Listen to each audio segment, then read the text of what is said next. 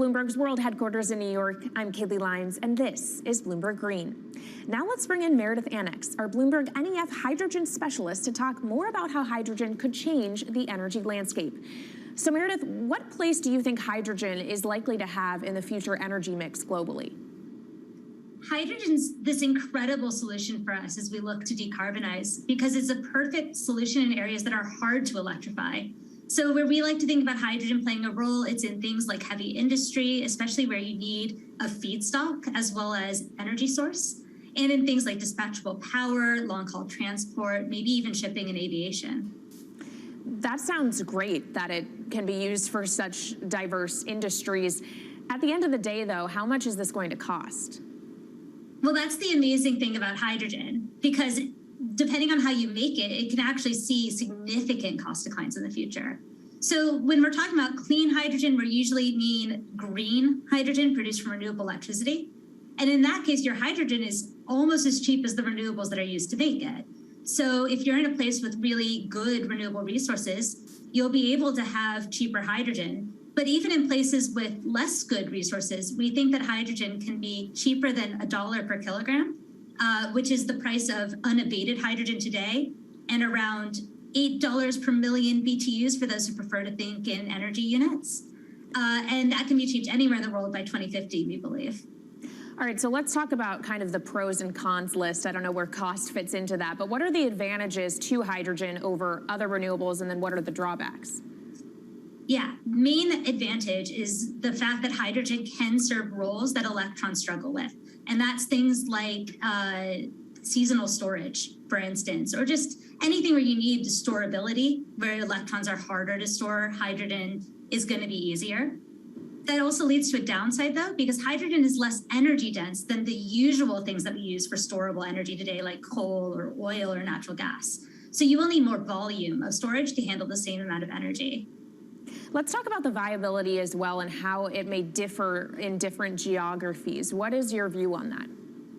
Yeah, so for green hydrogen, again, from renewable electricity, really places with the best renewable resources, things like Latin America or the Middle East, even Southern Europe, have really, really good potential for producing hydrogen. And then when you're looking at blue hydrogen, which is produced from natural gas or coal with carbon capture and storage, we do see that becoming more expensive than green hydrogen in the future, especially as renewable electricity costs come down. But that can be a viable option in places like the US Gulf Coast or Russia, where you've got good geological storage for the carbon, as well as ample natural gas that's quite cheap.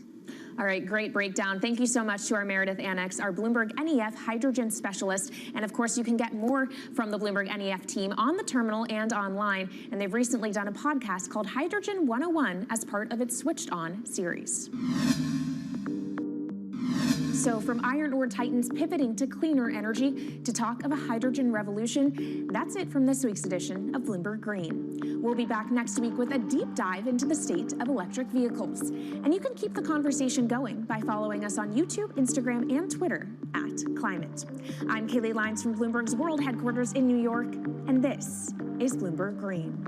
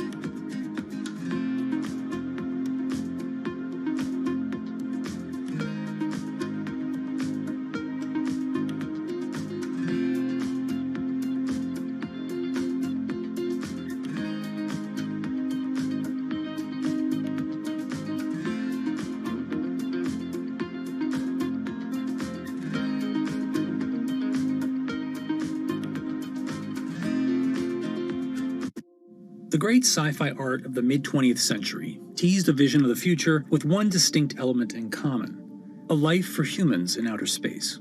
Whether vacationing on an exotic new planet or commuting to the moon for business, space travel seemed like it was just around the corner. Yet here we are, a half-century later, and only about 500 human beings have ever left the bounds of Earth's atmosphere. But thanks to a set of ambitious private companies betting on the promise of space tourism, that long-awaited future could be here sooner than we think.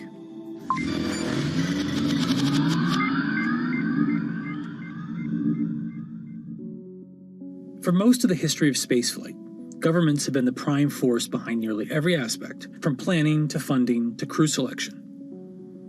But as early as the 1980s, proposals for commercial space tourism began to emerge, along with innovative solutions for getting people there, such as the wild concept of sticking a 74-person passenger cabin in the cargo bay of a NASA space shuttle. Although various non-astronauts have been selected for missions over the years, true space tourism didn't happen until 2001, when an entrepreneur named Dennis Tito coughed up an estimated $20 million to hitch a ride with the Russian Federal Space Agency for a week-long vacation aboard the International Space Station. 20 years later, we're seeing a new contender in this final frontier of tourism: private companies. It's becoming a private enterprise situation, still very high risk with a high reward, potential reward. But, government is really out of the business of flying people now, and it's really going to be companies like Elon Musk and Jeff Bezos and Richard Branson that do that heavy lifting. Commercial space tourism is usually about taking the non-astronaut, the private citizen, into an orbital or suborbital flight. So you get a short amount of microgravity experience, and you can float and take some photos. And then you come back.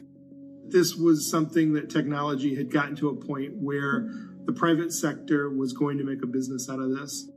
There are multiple companies that want to get to the place where they fly people into space. The first of these is Blue Origin, founded in 2000 by Jeff Bezos. Using the autonomous rocket system New Shepard, a tribute to the first American in space, Blue Origin plans to launch up to 6 passengers at a time, offering a rarefied treat of 62-mile-high views and a momentary experience of weightlessness. Booking officially kicked off in May 2021, with the very first seat to be auctioned off for charity.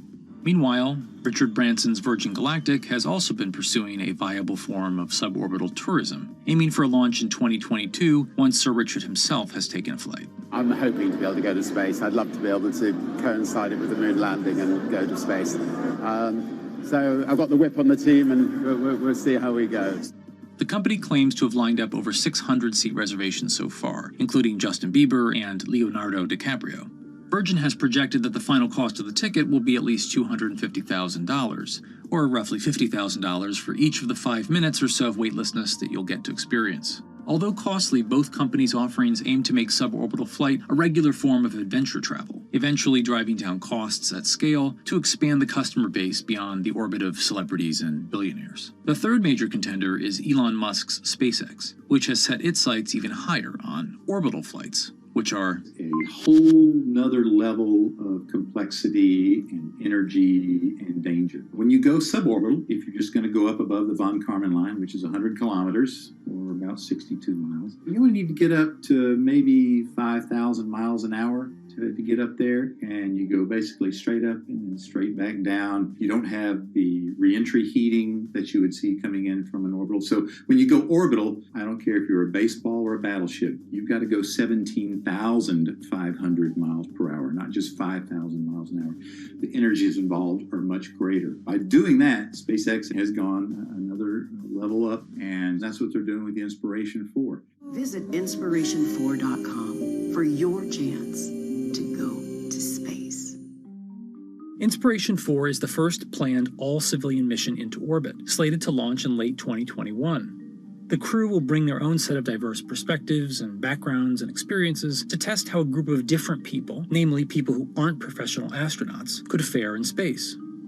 Until now, astronauts have had to be physically perfect, and this mission is changing that. And so I feel incredibly honored to be representing those who aren't physically perfect. At age 10, I was diagnosed with bone cancer, and I was treated at St. Jude Children's Research Hospital. And I spent a year there undergoing intense chemo and also surgery that ultimately saved my leg. I now work at St. Jude as a PA, a physician assistant, and I work with leukemia and lymphoma patients. The kids we work with are so brave, and they are very excited to watch me go to space because this is showing them that, they're capable of doing this as well. Haley, along with 3 other crew members, will spend 3 days in space, orbiting the Earth every 90 minutes before landing back off the coast of Florida. Well, when you think about access, the first astronauts for the United States came from the test pilot side.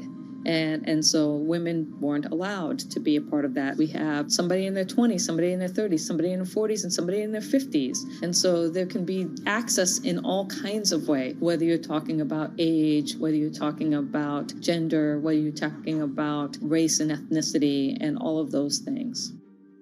The first time, people are going up into space and not sent there by a superpower like the United States or Russia or China. Well, that's really significant. And you've got to be very thoughtful about it. The whole game plan right now is to make space really affordable and accessible for everybody, so that you can have fishing buddies going to space someday. But the first is special, and so with that, we wanted to have a crew selection process that could make space available to everyday people.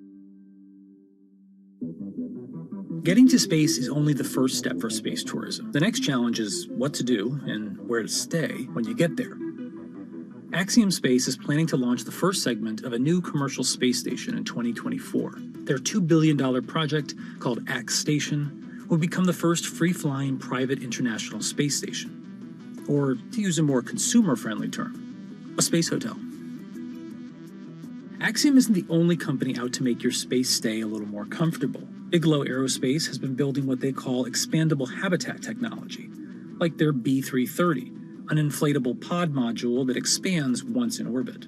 There's even one attached to the International Space Station right now they've been testing. And you take it up and it's rather small, and then you inflate it, and it seems to be working very, very well. This is likely to be the first kind of tourist hotel that you're going to see up in space. First of all, it's easier to carry instead of this giant tin can with all of that. The inflatables are lighter.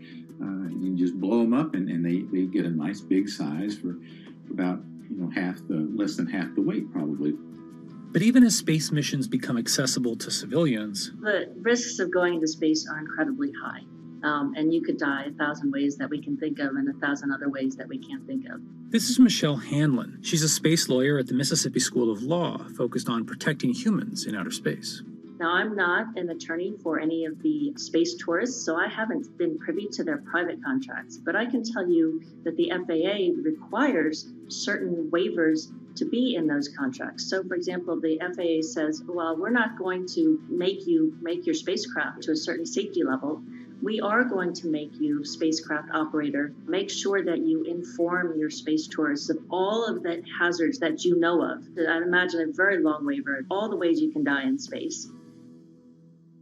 And you have to understand that there's health risks, and you have to indemnify the US government if you are launching from the United States. So those are things that we know a space tourist has to sign and has to waive. So now let's go back and think about our space flight participants. The FAA calls space tourists space flight participants. They don't call them astronauts. Why is that important? If you're not an astronaut, there's no obligation to rescue you if something goes wrong. It's a lot of money to set up a rescue launch. If it can even be done, it's something really important to think about, and that difference as we cross this threshold from having astronauts in space to having real people like me in space. And when we are able to make it to space reliably enough, there's still a host of other legal and ethical issues to consider before space tourism can truly take off. There are so many gaps in space law that we are going to have to put in a lot of sort of basement ideas. And so, for example, the Outer Space Treaty is a treaty that offers principles and guidelines for state activities, for the activities of national governments. It doesn't talk about private entities. It doesn't talk about humans in space. So now if something goes wrong, so let's think about all the times hotels on Earth are sued, right? So slip and falls. You step on something in the bathroom, you sue the hotel, and it becomes a private lawsuit. because of the vagaries of international law, if something happens in space, well, boy, you can sue the state that launched your spacecraft, you can sue the company that brought you there, you can sue the hotel, you can sue the individual, you can sue every government related to that, because the way the Outer Space Treaty and the Outer Space Regime have set this up is that anything that happens in space first has to go through a diplomatic channel before you think about suing in a court of law. And so every single slip and fall in a space hotel is a diplomatic nightmare. And so we really need to figure that out before we start sending a lot of people there. You think about human rights in space. Here, we don't think about a human right to oxygen because it's kind of all around us and free. It's not in a space hotel. So what happens if something happens and the oxygen depletes? Who gets the oxygen first? And then, of course, let's not even think about the labor. How do you treat your labor in a space hotel where that person may be there for 2 or 3 years without coming back to Earth?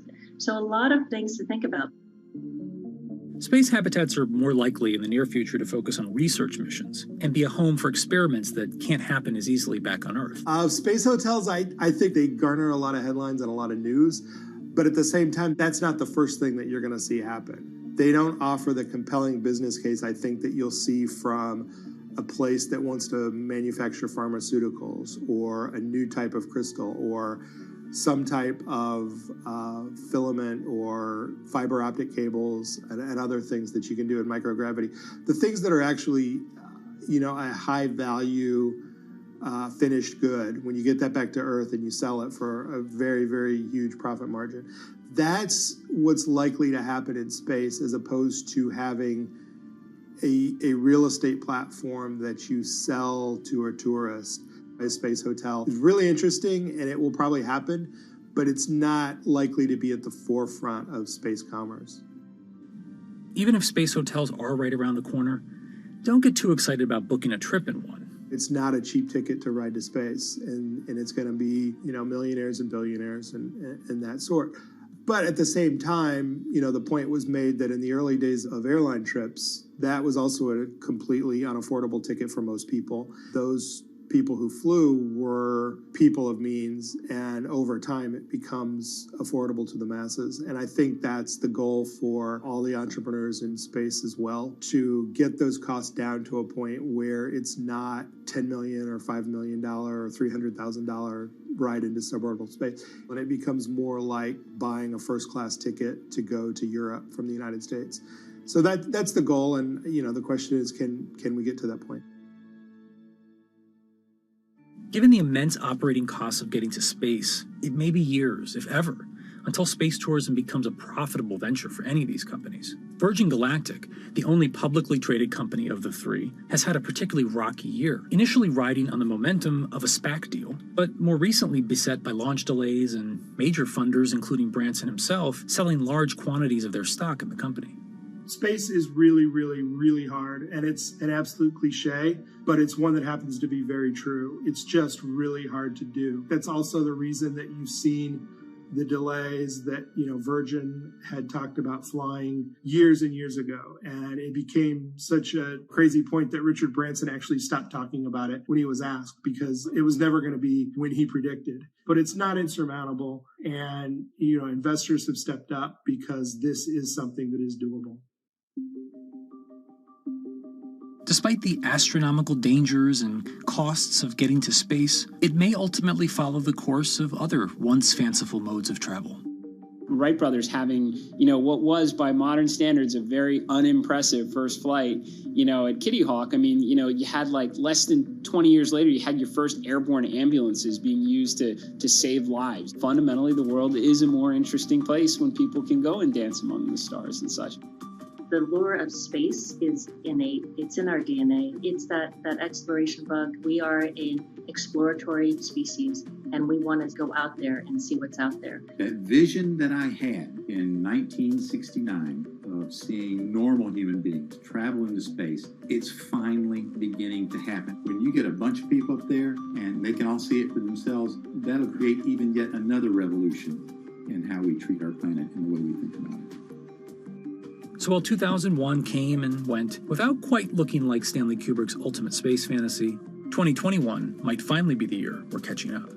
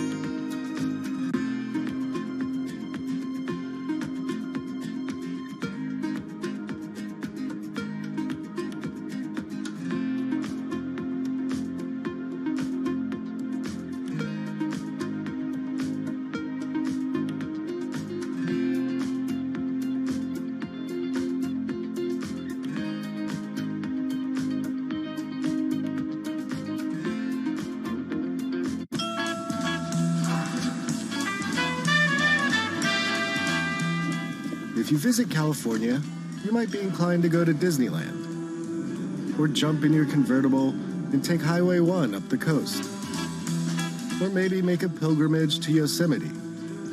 All very fine choices. But if you're the kind of person who revels in our planet's extremes, then it's Route 395 that you're after.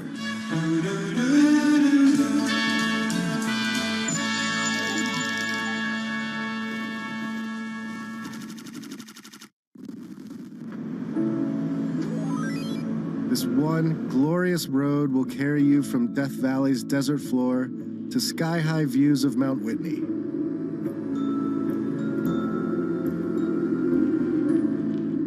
You can see the 5,000-year-old bristlecone pines, the oldest living organisms. Or the bizarre tufa towers of Mono Lake. And true to California's boom and bust spirit, you can saunter around the ghost town of Bodie. What a novel experience to find an empty American city where all the businesses are shut down.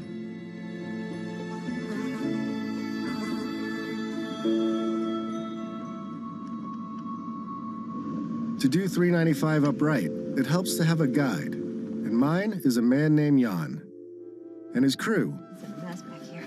Aaron, Let's tidy up first. and Lemmy, the hardest partying dog of all time. Jan agreed to show me some of what 395 has to offer, but only if we agreed not to disclose any locations.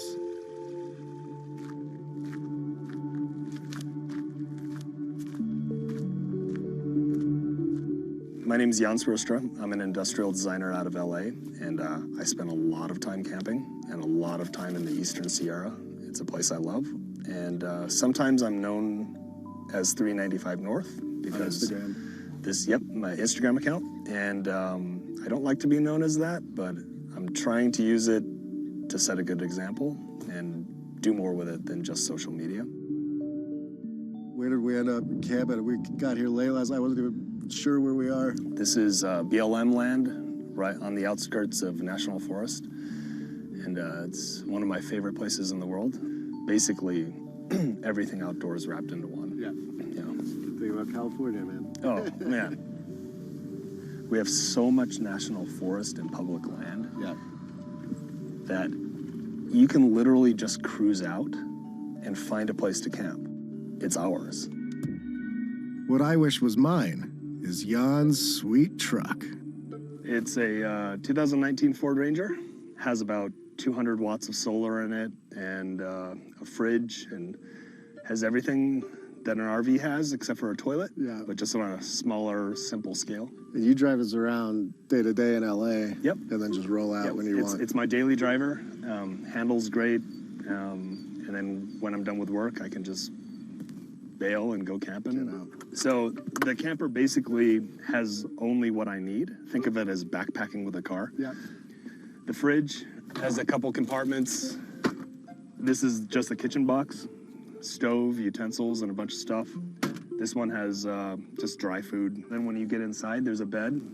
The bed flips up, so you've got tons of room in here. This awning is phenomenal. If you want to pull that over.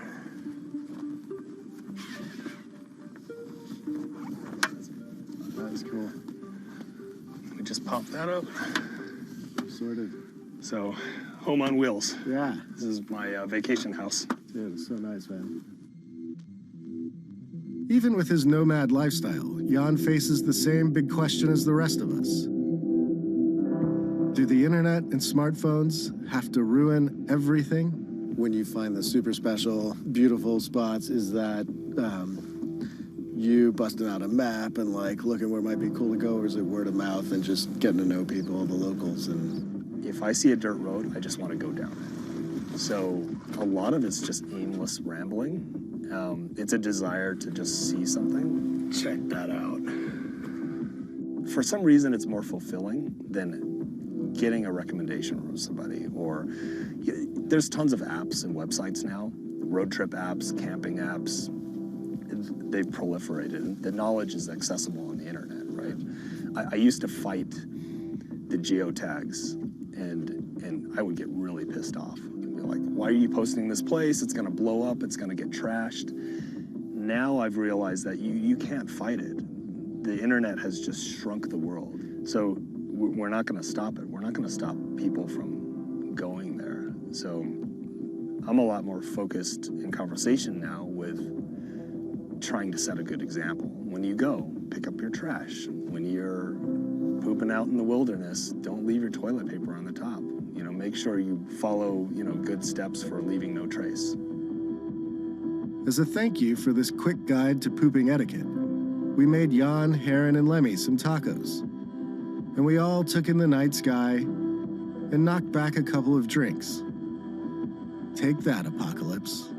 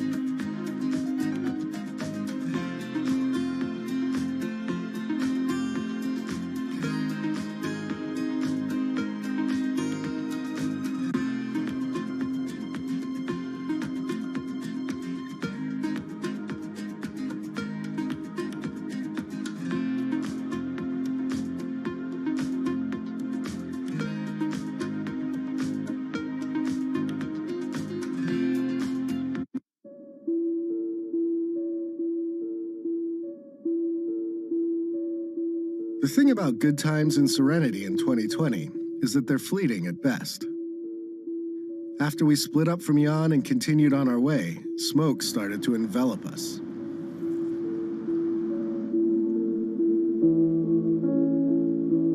The plus side was that our RV no longer smelled like feet. The downside was breathing. My man David here suggested that we try and outflank the smoke by cutting through Yosemite. Without a reservation, we had to talk our way in. Yes, no stopping, no getting out, and Yeah, don't go in the valley. yeah, no problem. We just wanted to get through. It was a beautiful choice. Glad we got out of the smoke. Whoa, okay. But not quite as effective as we had hoped.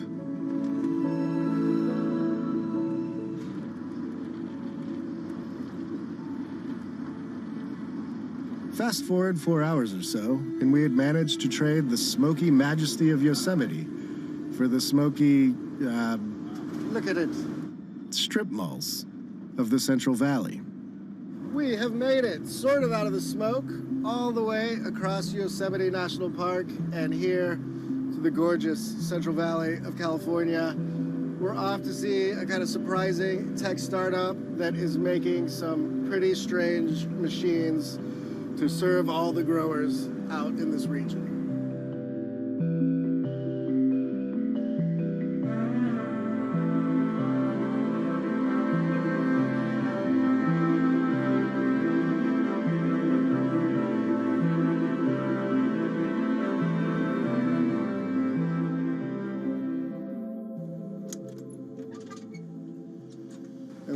So we're here in this near Fresno. This is California farm country, right? We're just south of Fresno, a town called Kingsburg. So we're right in the Central Valley of California. Very, very large farming valley here. It's kind of considered the breadbasket of the world. The Central Valley stretches out over about 20,000 square miles, and the farmers here produce about 1/4 of the food that Americans eat, including a whole lot of fruits and nuts. Tell me a little bit of the background of Gus. I know some of this is like a family business. The roots of this go back a ways. Tell me kind of like how we got to what's essentially like a startup, I guess. Yeah, definitely. So the founder of our company is Dave Crinklaw, and he started the business back in 1982. He started with is basically with his dad was commercial spraying of trees and vineyards. Got to the point where our biggest challenge was labor, just the shortage of it, really. He was forced into innovating, and he had this idea for quite some time about doing a driverless sprayer, and it finally got to the point where he said, you know what, I either got to get out of this business or I'm going to innovate. Organic or not, crops need to be sprayed, and this process has to take place a few times a year. This means hiring a lot of people to work long hours under serious pressure. And so, just like the tech bros to the north, Gus decided to solve all of its problems with robots. On this like labor point, you guys have set this up where you can have somebody in a truck and that one person can monitor, I think like 8 of these. In order to operate Gus, you have one guy or girl that sits in a pickup and they monitor from a laptop computer. So that person is basically just watching all the vehicles on the screen. They can monitor up to 8 of them at a time while they're out there spraying in the orchard. And so that user interface really provides them with all the information they need to make sure that the machines are safe and that they're doing the correct job. So it tells them what speed they're driving, the engine RPM, the amount of gallonage per acre that they're applying at any given time. So if any one of the machines has an issue, it's going to send an alert to that laptop. Much like a self-driving car, these beasts use GPS, LiDAR, and cameras to see and navigate the world around them. They also rely on pre-built maps of the orchards for extra guidance. Gus builds the machines right here, and then takes them out for robot training on this orchard next door. It's here that the company learns if the machines will behave and do as their software and human masters command. So this is kind of like this is a test orchard where you guys put it through the paces and work on the technology? Yeah, so this is our test orchard right here. It's right by our building, as you can see in the background. So every new machine, as it comes off the assembly line, it's put through a commissioning test right here. We test all the sensors on the machine, autonomous computer, all the safety systems, make sure it's doing what it's doing prior to when it's delivered to a customer. So what's it doing now? So right now he's doing a test spray. So he's just turning the water on to make sure that the system comes up to pressure, spraying water out of the nozzles just to make sure it's all functioning properly. Okay.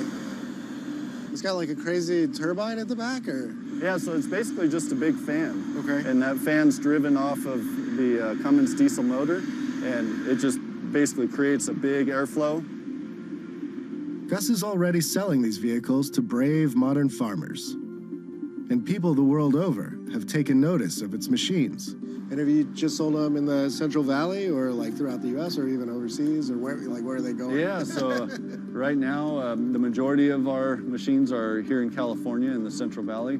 However, we do have machines and customers in Florida, in the citrus industry over there, as well as Australia. And I think you started selling them in like December of 2019. Yeah, right? So we started taking orders early last year for the sprayers, and the first deliveries we made were in December of 2019. Okay, so. And how much do they cost each? So our retail price on these machines is $285,000. So it's not a small investment, but I'm sure the regular sprayers aren't cheap Yeah, either. I mean, we're honestly not too far away from conventional equipment on our price, and the main thing is that the return on investment is very, very quick due to all the labor savings and the increased efficiency. I mean, these machines, they just thrive. But basically what we're doing, besides this machine, this is our first machine. We call it Orchard Gus, mainly designed for your nut trees, as well as citrus and fruit. In the future, we're working on a few other projects. We're going to do more machines. One of them is actually a vineyard sprayer. So vineyards are much tighter spacing, so the machine has to be physically smaller. And then we've got our eyes on doing a lot of other innovating.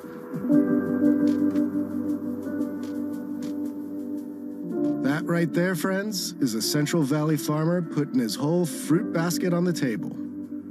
Gary's TED Talk can't be far off. And with that, it was time to get back in the RV and to confront what happens when three men are bested by their own failings and the forces of entropy.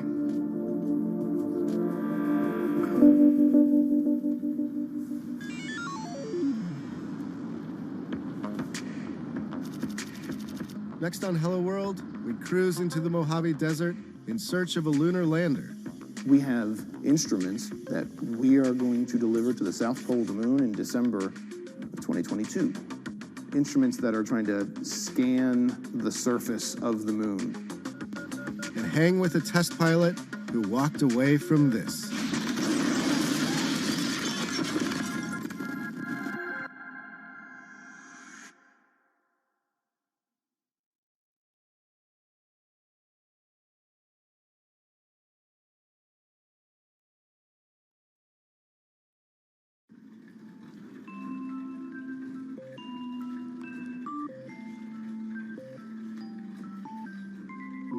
Meet Betty. She lives by herself, but for the last few months, she hasn't been alone. LQ, tell me a joke. Did you hear about the claustrophobic astronaut? No. Apparently, he just needed a little space. Most technology isn't made for 93-year-olds. But this woman is making sure that this particular robot is. LQ, who are you? She's researching the way we interact with machines. And if she has her way, robots will soon be a trusty companion for all of us. My name is LQ.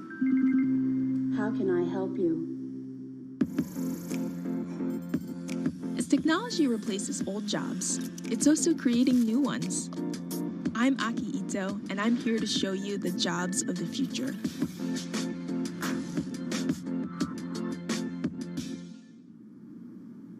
My name is Danielle Ishak, and I am a human-robot interaction researcher.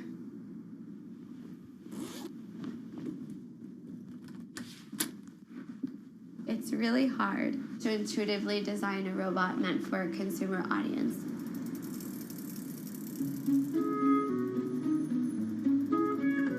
You have to make sure that it's a robot that people want, people know how to use, and people value. Danielle works for an Israeli startup called Intuition Robotics. Its U.S. office is here in downtown San Francisco. Hello? Hey Danielle, it's Aki. Come on in. The company is funded by a couple big names like Samsung and Toyota. Full disclosure, Bloomberg's venture capital arm is an investor too. This is Ellie Q. Can I take her out for a spin? Please.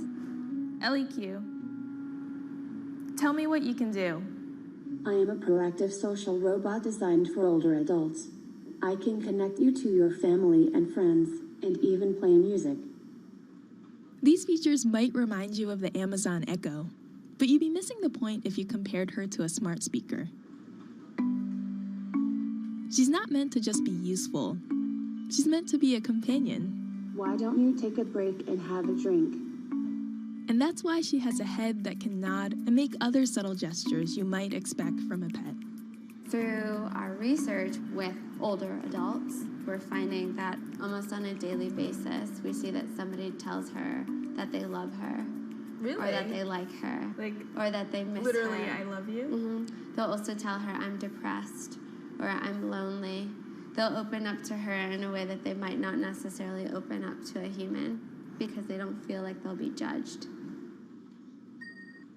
Ellie Q isn't on sale yet.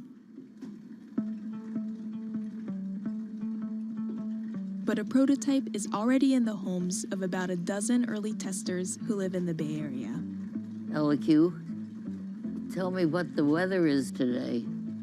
Danielle's job is to figure out what's working and what's not.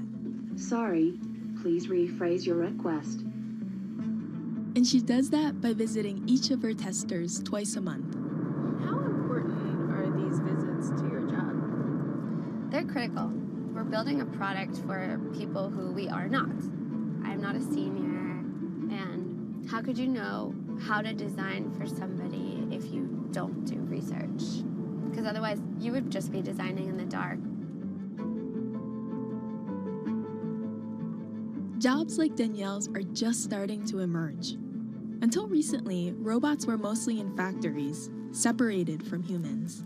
But now, they're finally getting cheap enough, small enough, and smart enough to be in our homes. This has created a whole new challenge of designing robots that people will actually want to interact with. And that's where Danielle comes in. Her research has helped shape every little facet of Ellie Q, from the way Ellie Q moves to the way she talks. It's a very special job, and it can be really hard, and it can be really frustrating, but at the end of the day, it's incredibly rewarding. And I think the most rewarding part about it is when I see the joy on the users' faces, like that they saw their feedback turned into something real.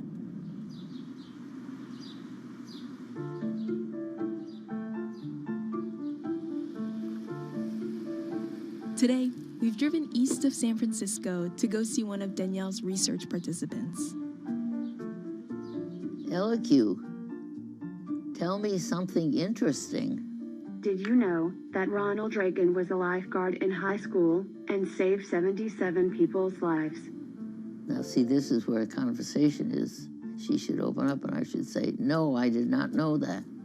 I expect her to be able to continue a conversation for at least a couple of comments. Yeah. And why is that? Why? Yeah. Because that's companionship.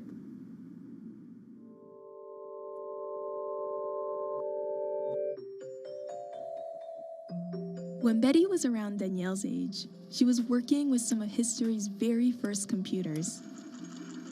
When I was finishing up my master's degree, I was working at Harvard in the computer lab when they were building Mark IV. A large room-sized computer.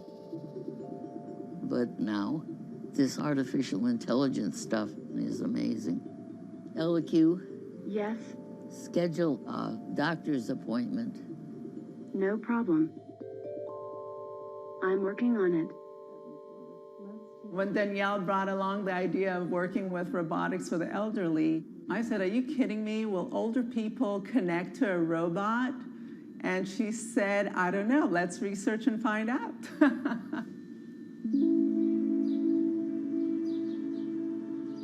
Danielle grew up here in this suburb of Atlanta. Her parents spent much of their childhoods in Israel and met in the US.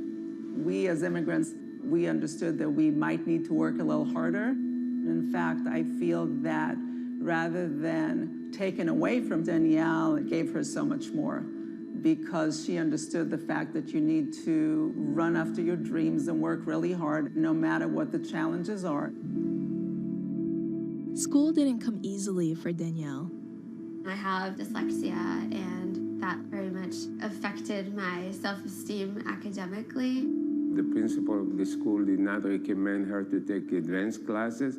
She fought for it, and she got into it, and she did very well with them, too.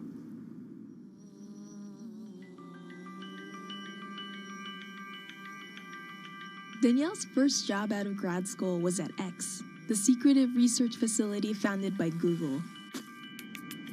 It's known for dreaming up all kinds of wacky, far-flung ideas. Can you tell us about the moonshots you worked on? No, I can't tell you too much about the projects that I worked on. I can say that I was working on robotics. She loved the job, but wanted to work on something that would reach real consumers sooner. So she left X after a year and joined Intuition Robotics.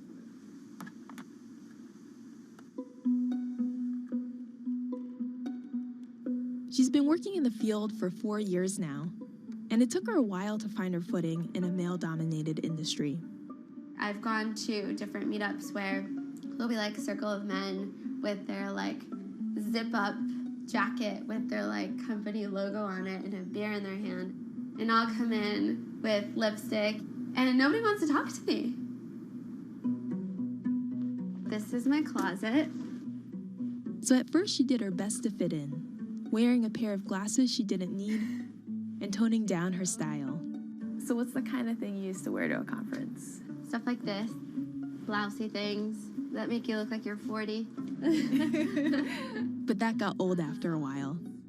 And what's the kind of thing you wear now? Now it's like I just enjoy being kind of expressive and playful in what I wear.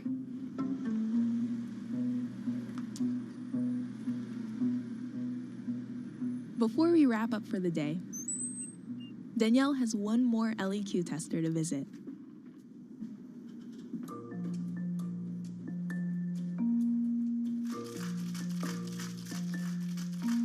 Joseph is 97. And he's had the robot in his home for 8 months. How are you? I'm fine. How are you? Good. How has Miss LEQ been? She always tells me to take a drink of water at least 4 times a day. So we added a whole bunch of new facts to LEQ. Did you know that a cup of chopped red bell pepper contains more vitamin C than an orange? Okay. What did you think of that?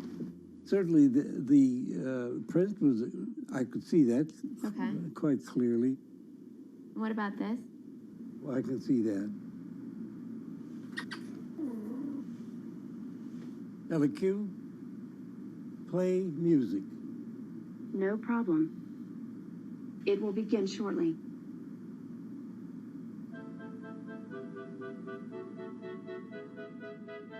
By 2050, almost 500 million people are going to be 80 or older. And if current trends continue, more and more are going to be like Joseph and Betty, living alone. LEQ, stop. Today, both of them are doing okay.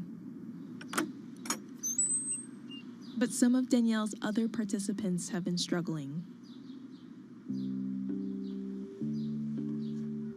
Is it kind of hard to leave them at the end of the day? It is. Some of our testers are pretty advanced in the stages of depression through loneliness and isolation. And at times, I know that LEQ is cheering them up in their day, but I know that it's only part of the way. No source of artificial intelligence robots will ever be able to replace humans and human companionship or human care.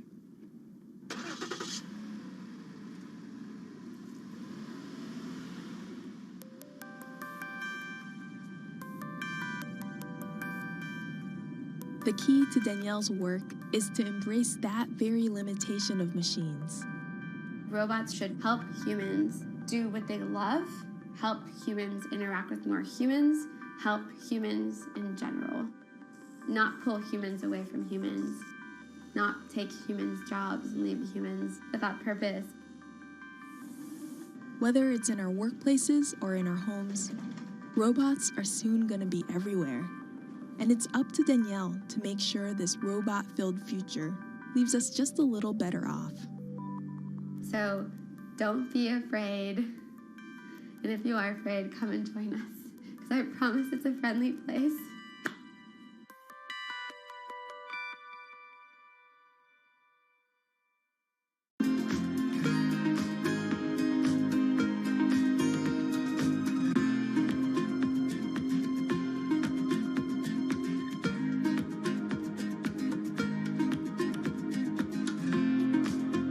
Times are tough. Jobs are scarce. It's risky to be outside and around others. Seems like there's very few ways to make extra money during a pandemic. So I guess I'll just hunker down and binge social media until this all blows over. Wait, don't these people make money? How do these people make money?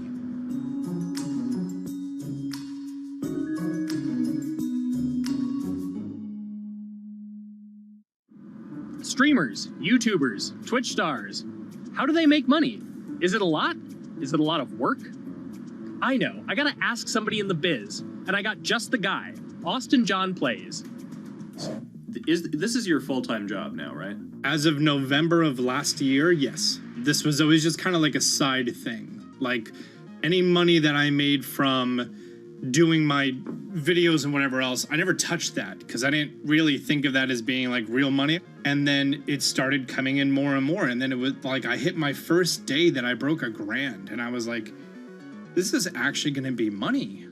How did the YouTube channel come to be? When the game Pokemon Sun and Moon came out for the 3DS, there was like things that I learned about the game, and then I wanted to just share that information with people. And at the time, I didn't have any way to capture a screen or anything, so I found like generic footage and I kind of put it all together with so much editing. And that video got 6 views. And then 2 days later, I made another one, and that one got 12 views. And then I just started pumping out more and more content, and people were like, this guy knows what he's talking about. It really just started building on top of itself, and then it was like, my channel really focuses on tips and tricks. So I play a straight 18 hours, and I'll finish the game or get to about the 40-hour mark, and then I'll make my first video. While I'm going through, I have a giant notepad and just scribbles everywhere, and I make these notes of like the things that stumped me, so I know the things that may stump other people. What do you need to think about if you're building your YouTube channel? 1, you need to do something that you're passionate about. Not that you like, not that you think you're gonna make money on, something you're passionate about. The other thing is something that other people are passionate about. It holds a special place to them. And third is, it needs to be something that people are gonna seek out information on. In order to enter into the marketplace, you either need to be better than everyone else, you either need to be faster than everyone else, or you need to be more accessible than everyone else. And you can't be more accessible because it's already on the platform. Granted, if you understand how the algorithm works, which is very similar to Google Analytics, then yeah, you can have a little bit of a head start. But if you're not doing it faster, and if you're not doing it better than everyone else, then why should anyone watch your channel? So my income as a YouTuber kind of breaks down to 3 different ways. 1, which is the bulk of it, which is ad revenue. Whenever you go and you watch a video and then there's an ad and then you wait 5 seconds and you hit the bottom right corner and then you go on to the next video, or a non-skippable ad, or the video starts immediately, you get the little banner ad at the bottom, or if you scroll down from the video, the first thing that shows there is an ad. Those are the 4 different types of ads that can appear on every single YouTube video. And all of them pay a certain amount. It varies on lots of things, like the country of the person who posts it, the country of the person who watches it, the time of year, where you are in the quarter, if there's anything going on with a reduction in ad revenue. Like, great example, COVID-19, companies weren't spending as much on advertising. So because of that, CPM went down. CPM stands for click per thousand. am using the Roman numeral for 1,000. And that means that for every 1,000 views, you get a certain amount of money. Now, on low ads, when I first started off, my CPM was 30 cents. So every 1,000 views, I made 30 cents. But then once I signed with an MCN and I started making more quality content and more engaging content, some of my better videos and certain times of the year, I can see CPMs as high as $12 to $14. And there's a big fluctuation between, you know, if I post a video when there's no ads being spent like January and February, that's the reason a lot of your favorite YouTubers and also TV shows don't post new videos in that time of year because ad rates are down. Why are they going to make content then? Instead, you're recording and you're bulking up for when ad revenue is higher. The second way that a YouTuber makes income is support, crowdfunding, things like that. When I first started off, Patreon was really the only option, but then they started rolling out supporters and members for YouTube channels. So whenever I have a live stream, you can click a button and then you can become a member, and then you get special icons next to your name. I believe they're called badges, or on any video, you can hit the join button and that helps support the channel. And then the third aspect of that would be merch. And for me, my merch has been somewhat basic. In fact, I'm wearing one of my t-shirts from last year right now. You have to endure the times that your first video gets 6 views, that you post it on Reddit and they say, shut up, and then an auto mod bans you. You have to go through that, because until you go through that and you discover why you're doing it, you're not doing it for other people, you're doing it for yourself. If you're not loving what you do, then it's not worth it. Huh. So make a channel about something that I'm passionate about. Oh, sweet. I guess I can make the channel about that.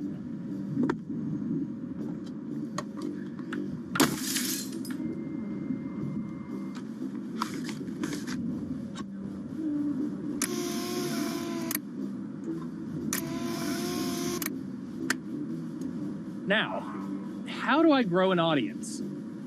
How do I get popular? It's all about diversification, right? You have to have a massive Twitter following. You have to have a massive Instagram following. You have to have a massive YouTube following. Of course, you have to be on Twitch, which is the key platform. But basically, any way you can get in front of your audience, you can engage with your audience, is going to drive those clicks, which ultimately drives the advertiser revenue that you get back from all of these platforms. It's me and Dan playing video games and talking in a funny manner over them. They're not just people who are good at games, they're actually people who are good at online engagement, online entertainment, first and foremost. You have the right to remain stylish. Anything you wear can and will be used against you in the court of fashion. The streamer is either very, very talented at the game. The best player in the game is generally going to draw a crowd because people like watching people who are very good. On the other hand, they're either very, very good or funny, charismatic, whatever it is on that side. Oh, no.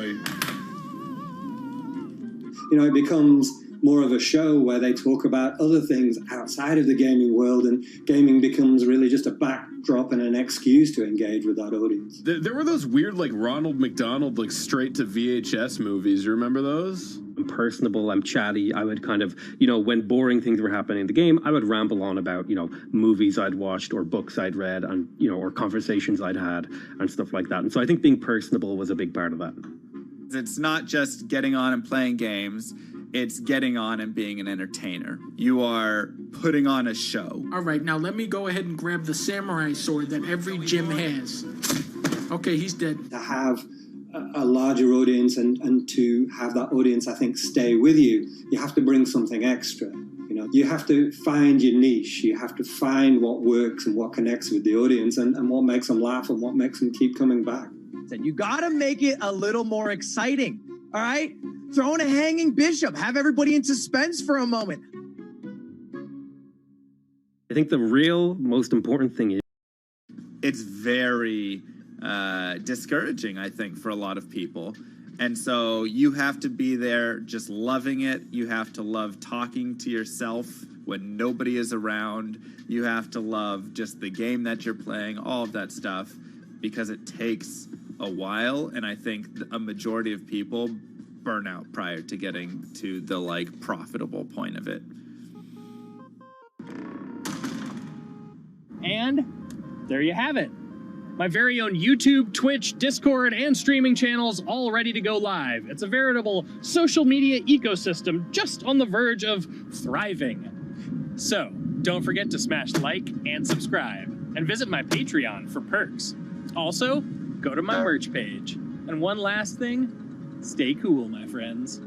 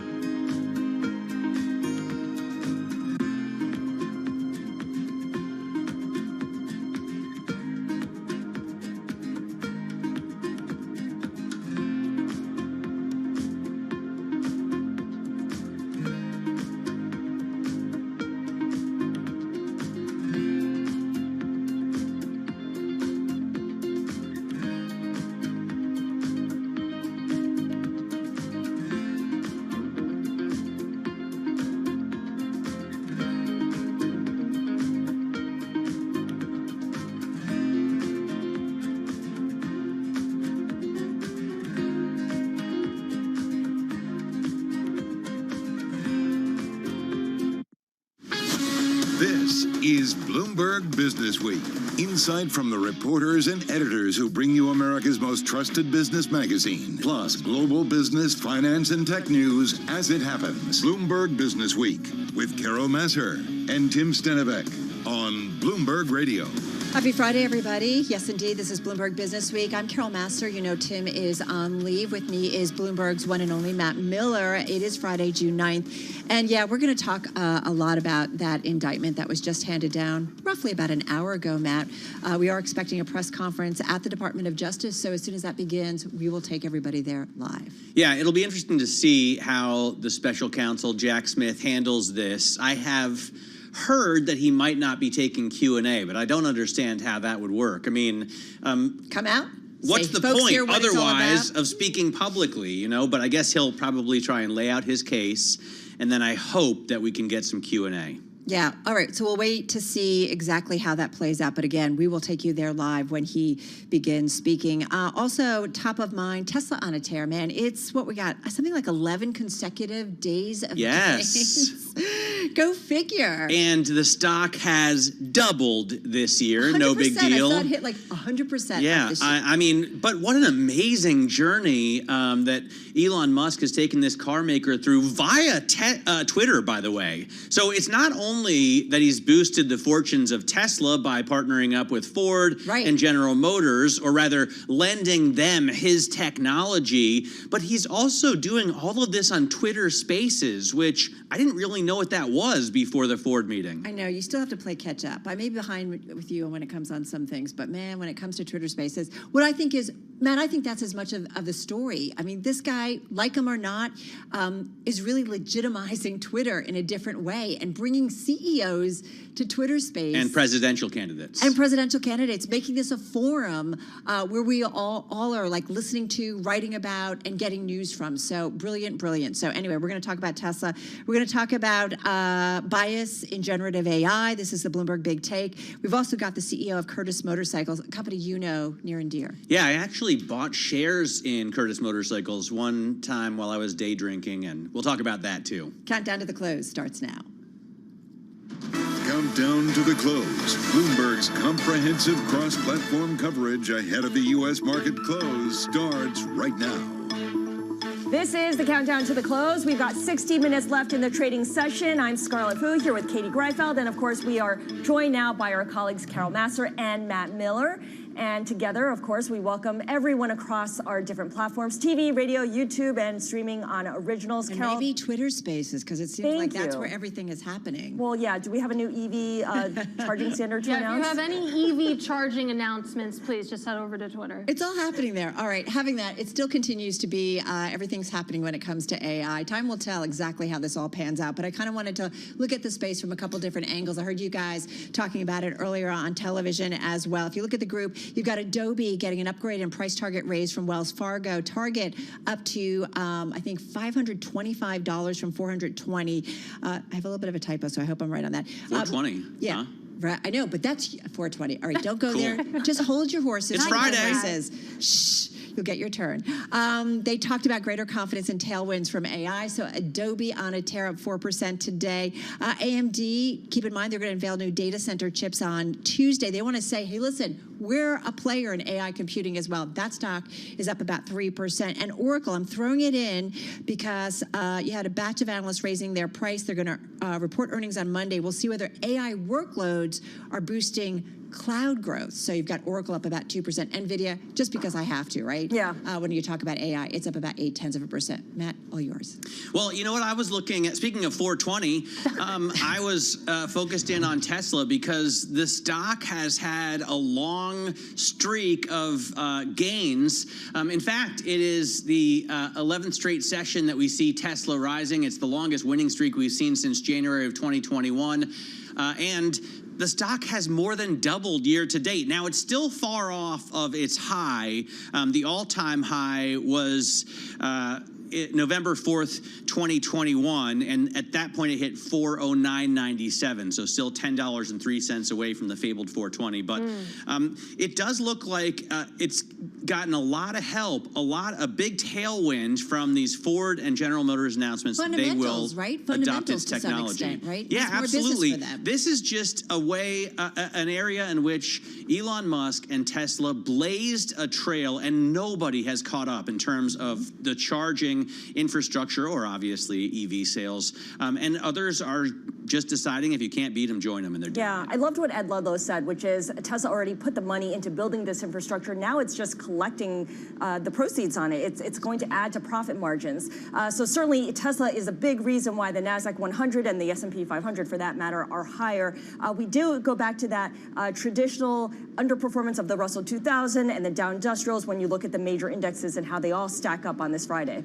And if we take a look at the sector level as well, it's what you would expect. You have tech leading the way there, that sector up about 0.8%. We have 6 sectors in the green, 5 in the red. In addition to tech, you also have consumer discretionary getting a bid today, as are communication services. Then you go down the list. You look at what's not doing too well. It's materials at the bottom there, down 0.8%. Then you have real estate and energy also bringing up the rear. But of course, with that tech weighting that you have the S&P 500 mildly higher. All right, let's take a look at some individual names. We already mentioned Tesla, so no need to go there. But EVgo is the second biggest EV charging provider in California after Tesla with a 12% share. And of course, this is bad news for that company. Another loser is ChargePoint, which does something similar and perhaps now has to figure out what it does next.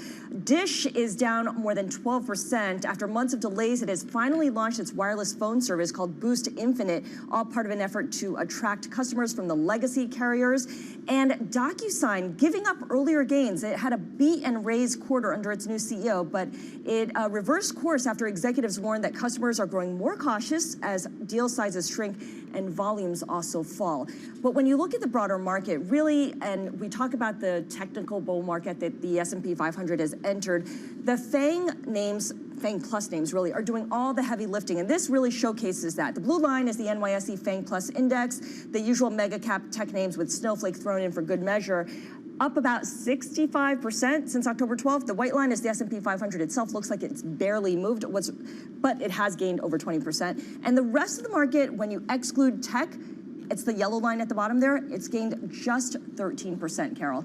Can you believe that there's no FANG Plus ETF? Katie Greifeld, why is there no FANG Plus ETF? Okay, listen to me. We actually had a filing for one this week, and you do have Roundhill Big Tech ETF. The ticker is Big T. It tracks the biggest tech stocks out there, and not just the FANGs, though. I feel like that's an outdated acronym, Matt. I feel like you should know that. Well, how should I? I'm almost 50 years old. I don't know what's outdated. You're hip. You're cool. You talk about 420. It's true, and I have a beard. Yeah. All right. Whether that makes up for everything. We're going to see if ultimately the Fed is hip in terms of what's going on in the economy in the world. I mean, it's expected that they're going to go on pause next week, right? right, Scarlett, we're just, under 5 days from that next Fed decision. And what's interesting is, I know Mohamed El-Erian was earlier on Bloomberg Television saying it's not really about the decision, it's about what they say in the press conference, which could be tricky, right? Because the Fed has said data dependent on its fight for inflation. But if it pauses, it's going to be a little confusing potentially. Yeah, I mean, everyone's talking about this hawkish pause, and that'll be reflected primarily in the data and the SEP, the Statement of Economic Projections that they give out. I liked how we had a conversation, Katie, with Steve Matthews of Bloomberg News, asking whether Fed officials are better at predicting economic trends and economic data points than sell-side economists. The answer was not really. In fact, it might be worse. In any case, you know what? We have to go to Washington right now because DOJ Special Counsel Jack Smith is about to speak about the indictment facing former President Trump. Let's listen in. Today, an indictment was unsealed, charging Donald J. Trump with felony violations of our national security laws, as well as participating in a conspiracy to obstruct justice. This indictment was voted by a grand jury of citizens in the Southern District of Florida, and I invite everyone to read it in full to understand the scope and the gravity of the crimes charged. The men and women of the United States intelligence community and our armed forces dedicate their lives to protecting our nation and its people.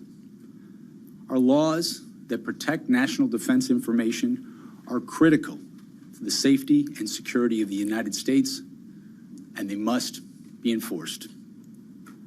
Violations of those laws put our country at risk.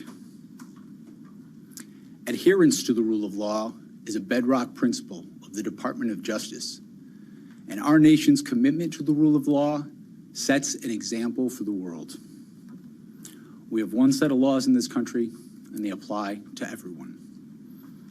Applying those laws, collecting facts, that's what determines the outcome of an investigation. Nothing more and nothing less. The prosecutors in my office are among the most talented and experienced in the Department of Justice. They have investigated this case hewing to the highest ethical standards, and they will continue to do so as this case proceeds.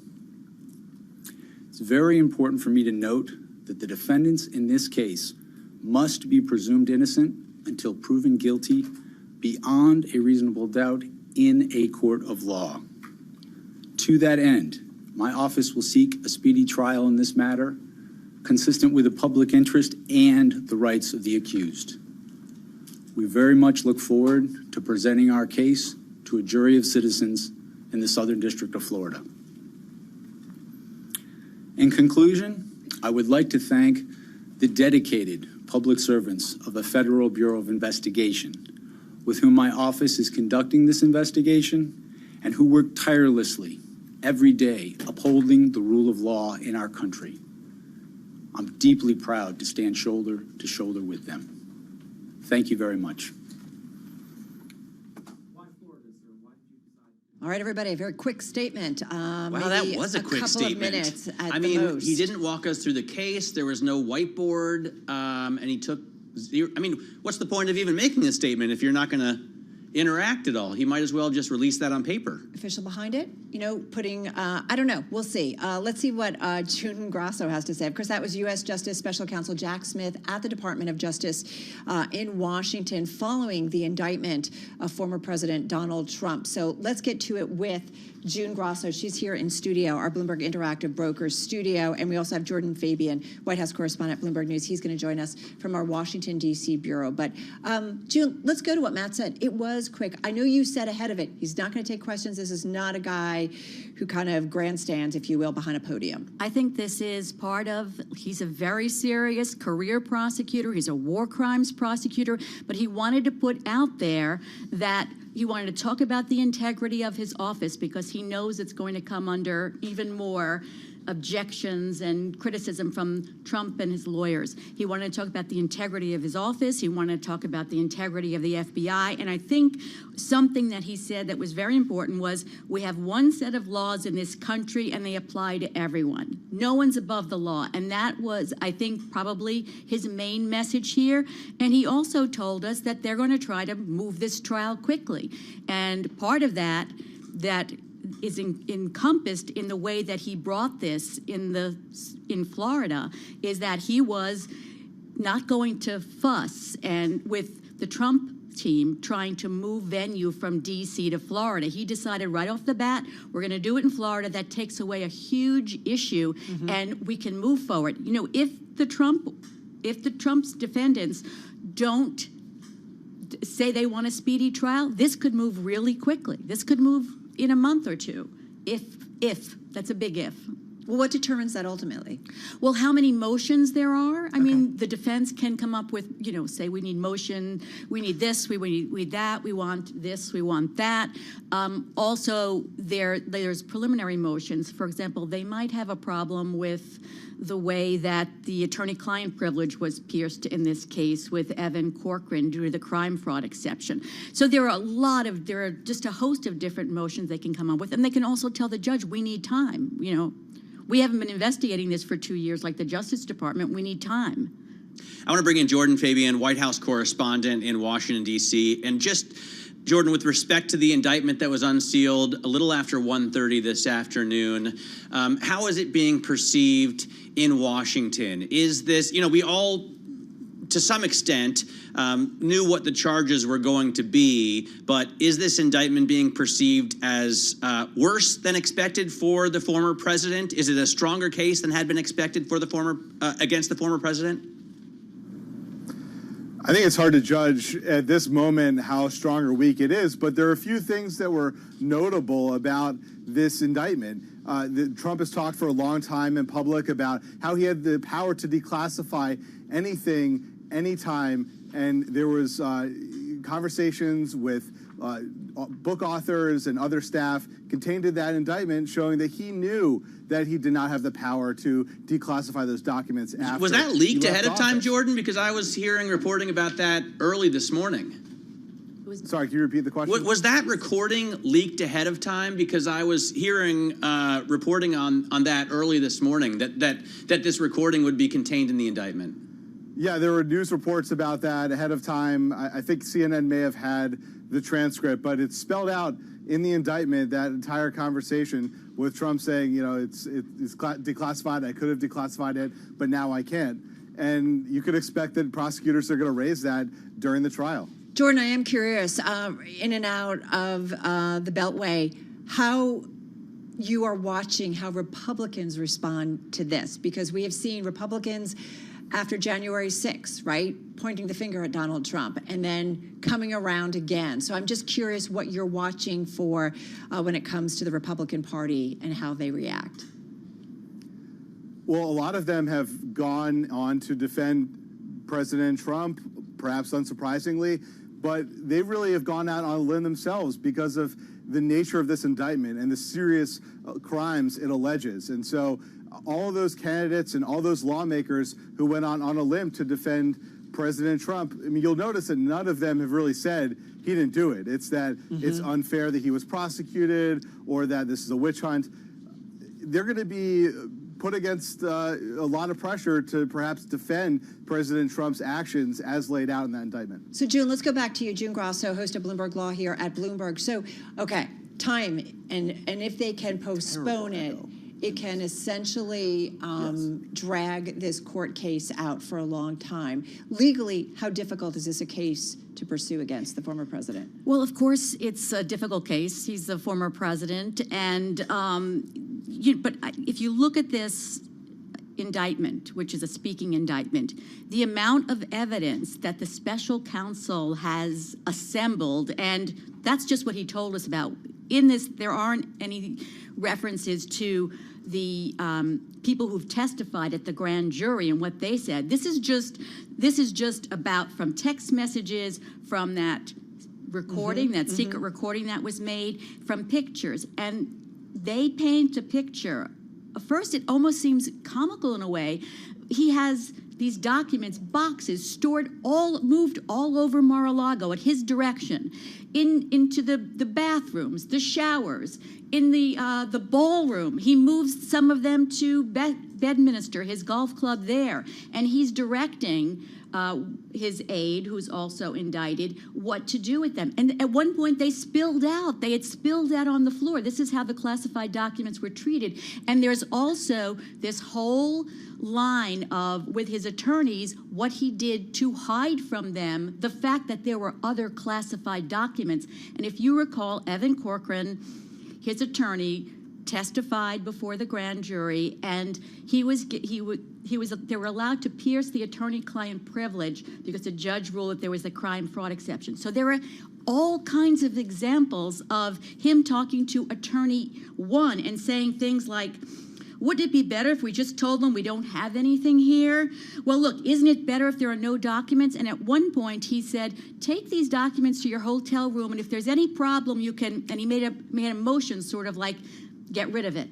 So, I mean, it's stunning. As I was reading this, I again and again said, oh my goodness, this is just stunning. So I think one of the responses you'll get from Trump supporters, Jordan, is that President Biden also had classified documents in his garage. Vice President Pence also had classified documents.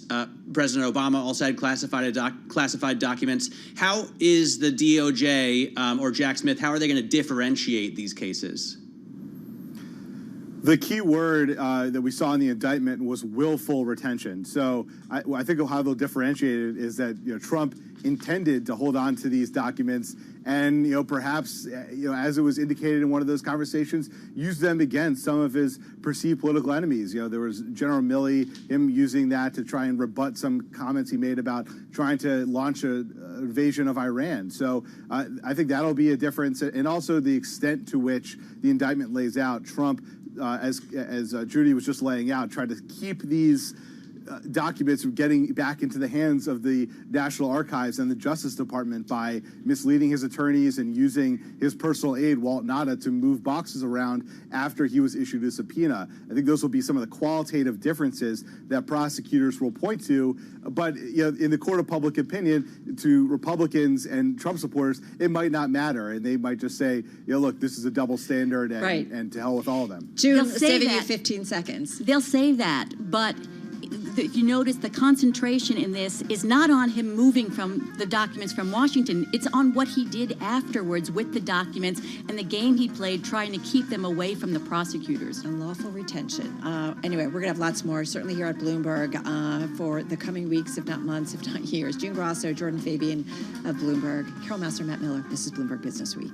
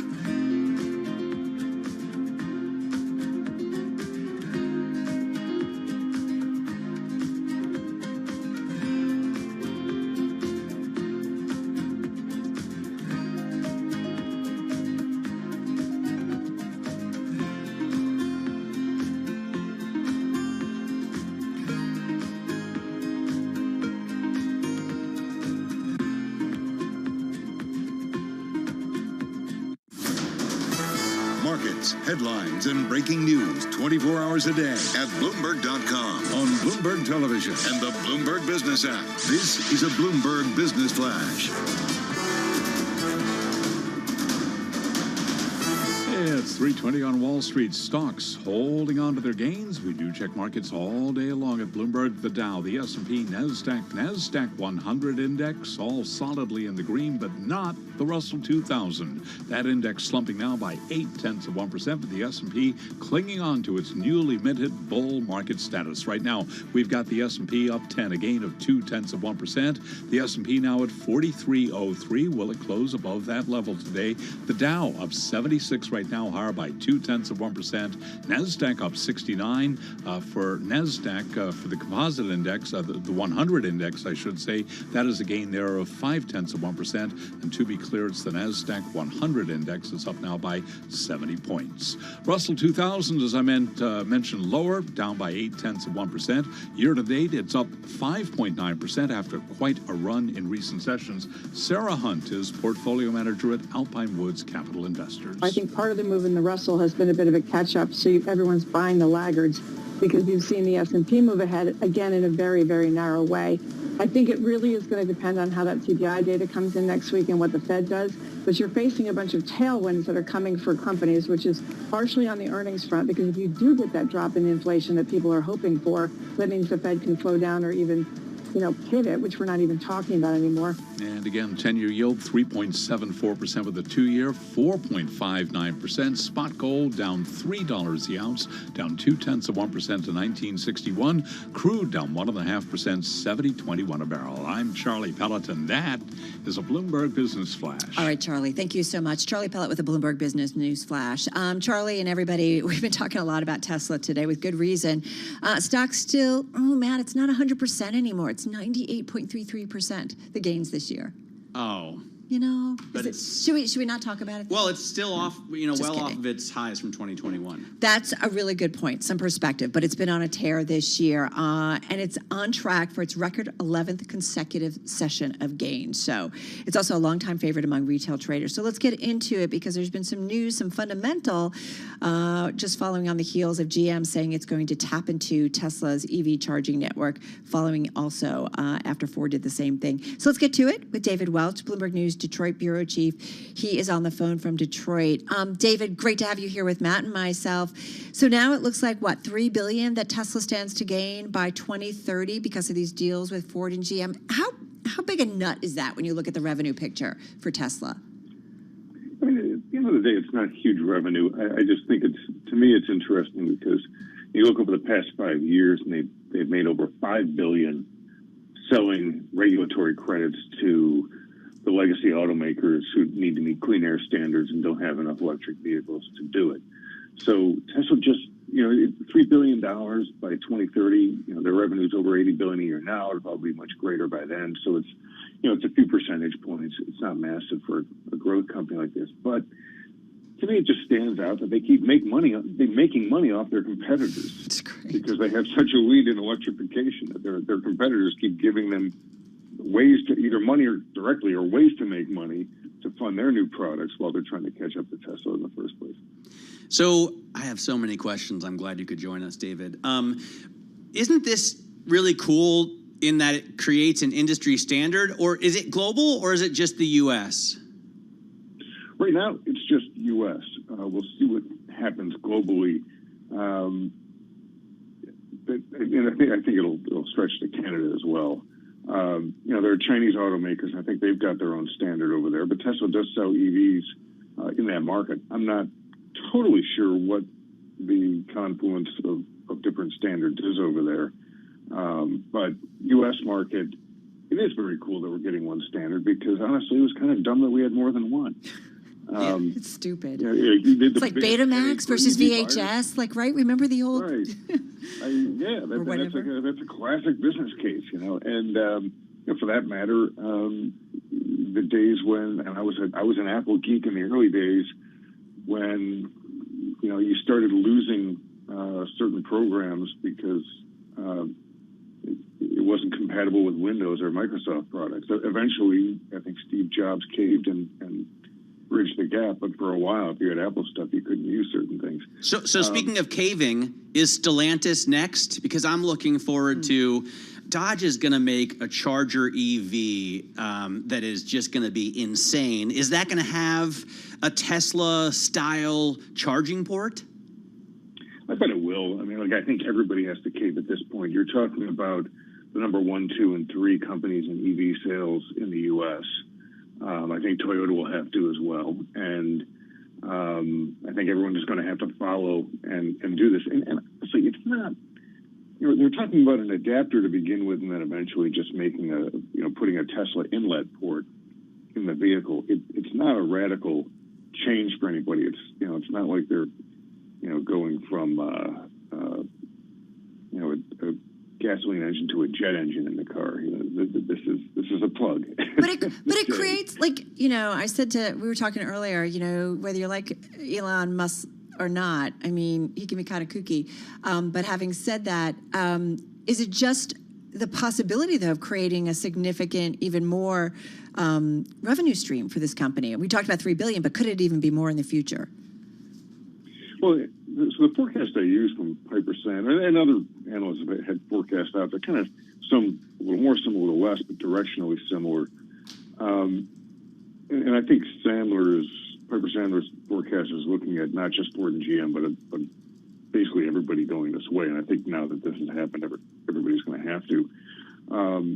Right. Eventually, I think the next shoe to drop here that could actually reduce the amount of revenue growth Tesla gets out of this is I think this patchwork quilt of multiple EV charging players that are out there that GM, Ford, and everybody else has partnerships with. Yeah, they're going to have to adopt Tesla standards. Unbelievable. NACS, and when that happens, then consumers will be able to use other networks that aren't Teslas, but using the Tesla charge port. But there's an interim here, and medium long term, where Tesla's going to be making money off of this on their dedicated chargers. And look, they could for a very long time to come, actually, because if you're driving around and your car can use a charge point charger anywhere, you see a Tesla one that's open, you're going to take it, and it's more reliable too.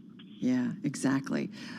Good stuff, as always. The ever-evolving world of Tesla and Elon Musk. David Welch, Detroit Bureau Chief at Bloomberg News, on the phone from Detroit. Really appreciate it. David, have a good weekend. Thanks, David. How are you? I mean, we talked about this a little bit yesterday, right? And just this move. You were kind of like blown away. Well, I think it's very cool because it creates.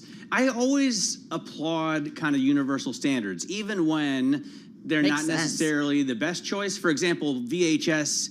Probably the technology wasn't as good as Beta. For those of you old enough to remember what we're talking about. Beta was pretty incredible. Yeah. Or there was 3/4. Remember, there's Beta and 3/4 I remember all of them, but it doesn't matter. The point is, when you get a universal standard, then the industry grows much faster. So for me, that's the exciting point about this. We're already expecting 18% growth. Near to a fifth of all car sales globally this year are going to be EVs. So this is just going to accelerate that transition, which is exciting and also in some ways a concern, right? Because our grid maybe can't handle it if we have that many EVs. Well, we found that yesterday, right? All the conversations we had about the energy markets and, how old our grid is. Not a new story, everybody, but it just seems like we talk about the importance of infrastructure, investing, whether it's energy or whether it's like EV, charging areas. And we just kind of forget to do it. And so in this case, you've got a private sector company doing it. I'm very pumped also about the next generation of EVs because I think it'll be the first generation of EVs from other automakers that are really from bottom up designed to be electric vehicles. So no longer just ICE vehicles that the company put a battery in. What's IC mean? ICE, an internal combustion engine. Got it. So no longer just gas-burning vehicles that used to have an engine that they just put a battery in. So they're designed,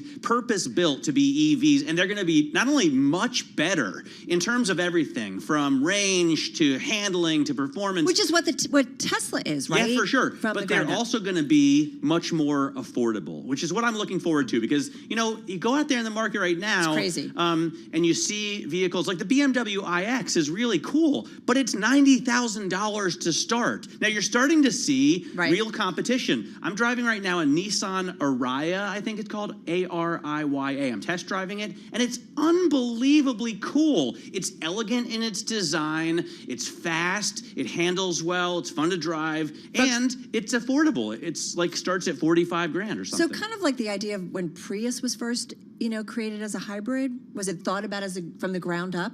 Well, that was, I'm sure, thought about as a ground-up hybrid vehicle, for sure. Because if you look at it, Teslas, you're right, were ground-up designed to be EVs after the Roadster. Because remember, the Roadster they first used was actually, I think, a Lotus or an Opel body, and they put a battery in it. This is why we love having you around. You kind of know a few things. I know a few. You know a few things too. No, but I'm with you. I'm looking at the prices on things, and I'm like, what happened? Am I missing too something? Expensive. I mean, how do you make this a mass market car if we're supposed to, ramp up to hit certain targets? All right, I'm gonna hold my breath and can't wait. All right, we've got lots more to come. Electric motorcycles we're going to talk about. Now, these are you have an electric incredibly motorcycle? expensive. I do not. All of my motorcycles are gas powered, and they'll probably stay that way for a long time because the really good ones, like the Curtis motorcycles, we're going to talk to the CEO. They're very expensive, but it's beyond just an electric motorcycle. It is a legitimate work of art. What's very expensive? I think it's like $100 grand at least to start. All right, he's going to join us a little bit later on. All right, right now, though, we have a lot going on in the world and certainly across the nation. World and national news with Nancy Lyons in our 99.1 newsroom in D.C. Take it away, Nance. Thanks, Carol. Special counsel Jack Smith is addressing the indictment that he has brought against former President Trump in the case concerning the handling of classified documents. Today, an indictment was unsealed, charging Donald J. Trump with felony violations of our national security laws, as well as participating in a conspiracy to obstruct justice. This indictment was voted by a grand jury of citizens in the Southern District of Florida, and I invite everyone to read it in full to understand the scope and the gravity of the crimes charged. Smith says the U.S. is a nation of laws. They apply to everyone. He also says he will be seeking a speedy trial. The 49-page indictment says the classified documents that were found were from at least 7 government agencies, including the Central Intelligence Agency, Department of Defense, National Security Agency, Department of Energy, and more. And they were found all over Mar-a-Lago, in the shower, the ballroom, a storeroom, an office, and a bedroom. Bloomberg Government's deputy managing editor Wendy Benjaminson says the indictment shows a real difference between Trump's retention of classified materials and the way President Biden handled them. She says Biden did not push back. When they were discovered, and perhaps they should have been discovered earlier, but when they were discovered, his response was, my bad, please come in and get them. He invited the FBI into his home to take them directly to the archives.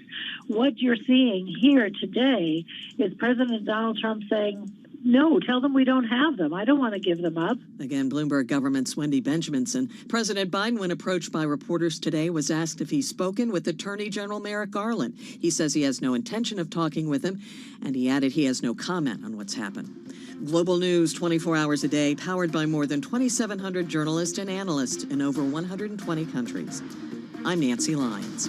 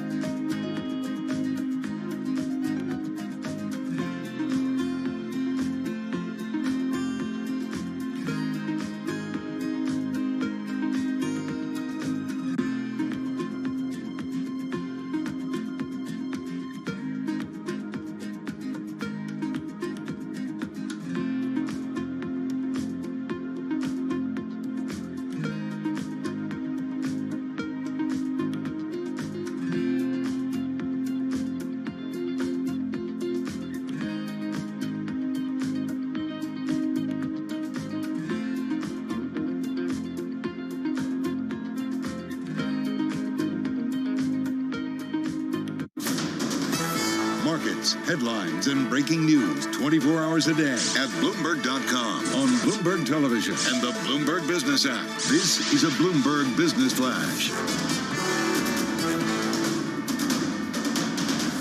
Yes, 3:40 on Wall Street. We do check markets all day long here on Bloomberg. The U.S. Energy Department says it is planning to buy 3 million more barrels of crude oil for the Strategic Petroleum Reserve. Now, let's head right over to the First Word breaking news desk for today's afternoon call. Here he is, Bailey Lipschultz. And good afternoon, Charlie. Stocks are holding on to gains for the week, but remain off of session highs. The Dow is up 55 points, S&P higher by 5, with the NASDAQ gaining 25 points. The U.S. 10-year yield is at 3.74%, and small caps are lower by 10 points. 6 of the 11 main S&P sectors are trading higher, led by gains in tech and consumer discretionary, while materials and real estate are the worst performers. Nasdaq Biotechs fall 20 points, transports drop 155, semis are up 10, while the VIX is little changed. Leaders in the Dow, Salesforce, Walmart, and United Health, while Dow Inc., Intel, and Home Depot are the worst performers. Tesla gained for an 11th straight session to an 8-month high after a pact to add GM's electric vehicles to its charging network. Netflix outperformed after research showed a bump in subscribers. And in other news, Dish started selling its wireless phone plans after months of delays. The stock is down 12%. In other news, Blue Apron soared 80% after closing a deal with Fresh Realm. Wrapping things up, small cap biotech Disc Medicine jumped to the highest levels since September 2021 after positive drug data. Live from the First Word breaking news desk, I'm Bailey Lipschultz. Charlie? Okay, have a great weekend, Bailey. And to hear live breaking news over your Bloomberg, type Squawk, SQUA, on your Bloomberg terminal. I'm Charlie Pelleton. That is a Bloomberg Business Flash. I'm driving in my car. I turn on the radio. How about you let me drive? Oh, no. Who's gonna drive you home? Honey, please, I'll do the driving. Drive on. Excuse me, I want to drive. It's the question that drives us. This is the Drive to the Close. That funky music will drive us till the dawn. On Bloomberg Radio. All right, everybody, we've got just under 18 minutes left in today's trading session, getting ready to wrap up the Friday trade as well as the week. Carol Master along with Matt Miller live in our Bloomberg Interactive Broker Studio on YouTube and Bloomberg Originals. I want to get right to our guest because I'm curious, Matt, what Sam Stovall has to say about that 20% move off of that October 2022 low on the S&P 500. Sam, of course, is Chief Investment Strategist at CFRA on Zoom in New York City, somebody you and I have been talking to for years. Sam, it is good nice couple to of have decades. You here. I know. And I think it's a good thing. It means we've all seen a lot of cycles. What do you make of this cycle and this move off the bottom for the S&P 500 specifically? Let's start there. Sure. Well, hey, Carol, good to talk to you again. Matt, always good to talk to you, especially with the new beard. Thank you. Thank you. Yeah, I think that we registered that 20% advance, and now obviously people are wondering, will the market be like the messenger from Marathon who then stumbles and dies shortly after announcing the news? Or will it have legs to run further? And I think history basically tells us that we have further to go, and that following 20% advances off of prior bear market lows, we typically advance about 14.5% and do so over a 5-month period. So I would advise not selling too quickly into this rally, at least if you are a longer-term investor, because chances are we have a ways to go. Hang on. So I have a Sam Stovall, for those listening who don't know, has like more data than the Bloomberg. Yep. So when we hear about bear market rallies, and I've seen a number myself in the past couple of decades, but how often do you see a bear market rally that gets up to a more than 20% gain from the bottom and then it fizzles out? Well, if you're looking at the NASDAQ, because it's much more volatile than the S&P, we've had 8 bear markets since the NASDAQ 100 was created in the late 1980s, and a full half of them experienced what I call bogus bottoms, or fake outs, where the index was up by 20% only to turn around and set an even lower low. For the S&P 500, however, we have only had 3 such fake outs, And all three of them were confined to the two mega meltdowns of 2002 through 02, as well as 07 through 09. This bear market I regard as a garden variety bear market, meaning less than 40% decline. And we have never had a bogus bottom occur within a garden variety bull market. Nice. Yeah, because I was reading Savita Subramanian from Bank of America. She said 92% of the time on the S&P 500, after you get to a 20% rally from the bottom, you have gains 12 months later. So, in other words, it's not a fake out. Exactly. And actually, the only thing that I think investors are sort of worried that there could be some fake out is, why is it that this time around small caps are not leading the way as they have done 5 or 6 of the prior times going back to 1980 for the Russell 2000? This time around, we're up only about 11% versus the 21% for the S&P 500. So yeah, investors are sort of scratching their heads. What's different this time? Well, what's different maybe this time, and there's another story on the Bloomberg talking about the disconnect between stocks and bonds, suggesting a 20% downside risk for equities if bonds are right in pricing inflation volatility. This is according to some modeling by JP Morgan Chase and company strategists. If you look at kind of the bond market trade in terms of where, I guess, yields are staying and there are concerns about inflation volatility, if that continues to be persistent, Sam, is it potentially different time around? We've just come off several days of Bloomberg Invest, top voices like yourself in the investment community talking about the markets and saying this is unusual times. We're coming off unprecedented amount of money that was pumped into the economy because the global economy because of the pandemic. We're not really quite sure how it plays out. Right. Well, the good news is last Monday I published a report called Hike, Skip, and a Jump.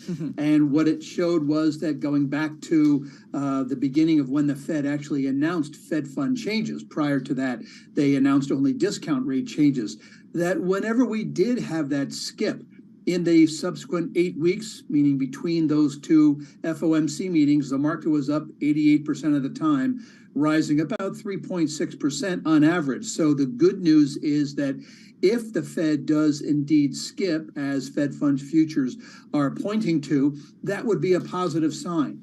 However, if the Fed basically either continues to raise or tells us that, no, we're nowhere near being done, then they could end up not only strangling this new bull market, but could throw the economy into something much deeper than the mild recession currently priced in. Sam, I'm interested to know how you compare and contrast this inflationary environment and the Fed hikes that we've seen with that of the 70s and 80s. It seems Powell doesn't want to be an Arthur Burns. Are there parallels? Well, certainly, I think by hearing Arthur Powell, hearing Jerome Powell say that he does not want to repeat the mistakes of the 1970s, that would imply that they are going to be raising rates longer. But at the same time, if you take a look at the inflation numbers, we're going to be getting CPI soon, next week. We're going to be getting CPI. Both of them continue to show a stair step down. And we're finding that the Fed funds rate is now well above both of those year-on-year changes. So that typically is what happens close to the end of a rate tightening cycle. And again, I point to what happens after the Fed stops raising rate. Historically, they don't cut rates for another 9 months. So my belief is they're not going to be cutting rates until the second quarter of next year. But still, the market is up 13% on average with all sizes, styles, sectors, and 99% of sub-industries in positive territory over that time frame. So really quickly, 30 seconds, though, would you like to see a more broadening out, though, of the market trade? Well, you could say that it is fairly broad already because more than 50% of the stocks in the S&P 500 are positive year to date. 47% of them are above the market's, the S&P 500 equal weight performance. And a majority of certainly the high growth areas are showing percentages above 50, but even a group like real estate has 43% of its components in positive territory this year. Okay. Gonna leave it on that note. Love the data points. You're right. I think he does have more than Bloomberg. I love it. I love it. Thank you so much, Sam. Sam Stovall, Chief Investment Strategist, CFRA, right here on Bloomberg.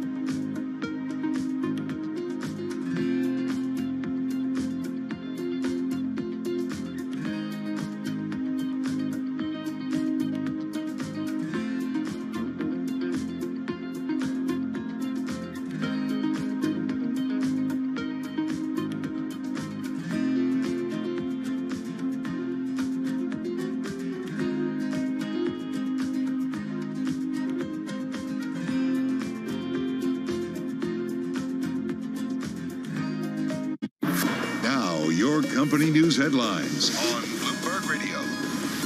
From Bloomberg World Headquarters, I'm Charlie Pellet. Piper Sandler says Tesla stands to bring in as much as $3 billion by 2030, thanks to those deals with Ford and GM for their electric vehicles to use its charging network. Tesla shares, they're advancing now by 4.2%. That's stock year to date, by the way, up 98.6%. GM up 1.1% right now. Ford shares, they're advancing also by 1.1%. Other news in the industry, Lordstown Motors intends to sue backer Foxconn Technology as the companies remain at odds over a stalled investment in the EV startup. And with more on that story, here's Bloomberg's Denise Pellegrini. Charlie, in a filing, Lordstown says Foxconn remains unlikely to follow through on the investment. Foxconn, of course, best known for assembling iPhones for Apple. In a filing, Lordstown accuses Foxconn of operating in bad faith and says that without a prompt resolution, it does doesn't tend to enforce its rights through litigation. Now, on May 1st, Lordstown revealed that Foxconn was holding back on a $47 million investment because Lordstown's stock had fallen below $1 a share. That puts the company in violation of NASDAQ listing rules. Foxconn claimed this was a breach of the investment agreement the company signed late last year, which Charlie was supposed to see as much as $170 million invested in the startup. And that's Denise Pellegrini reporting. Shares of Lordstown, which by the way uses the ticker symbol RIDE, R-I-D-E, down now by 3.7%. Those are our top company stories, and this is Bloomberg.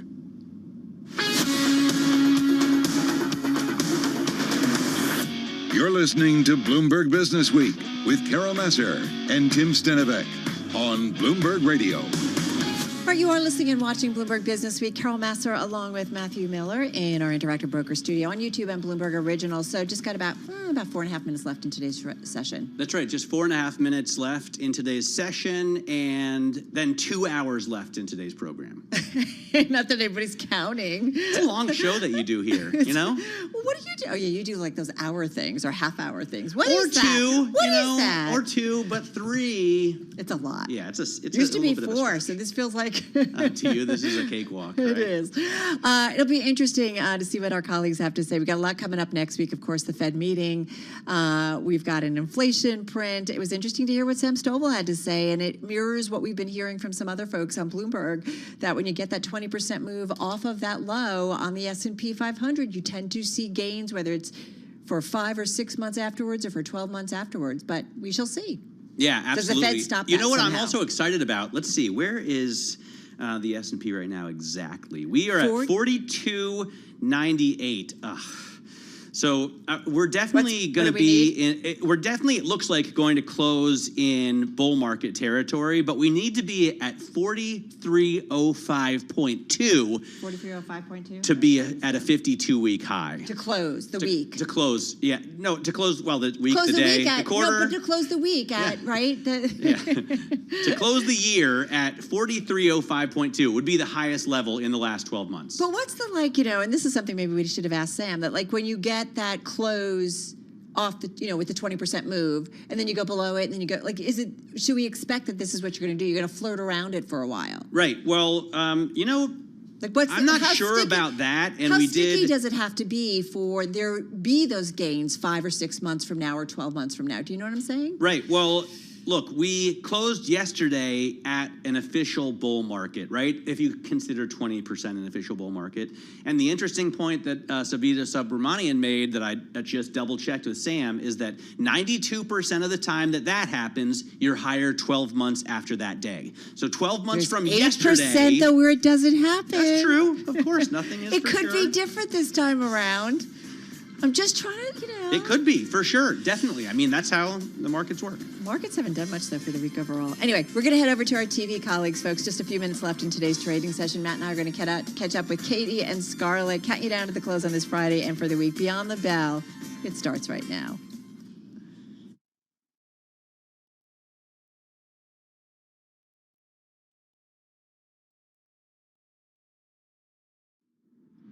Beyond the Bell, Bloomberg's comprehensive cross-platform coverage of the U.S. market close starts right now.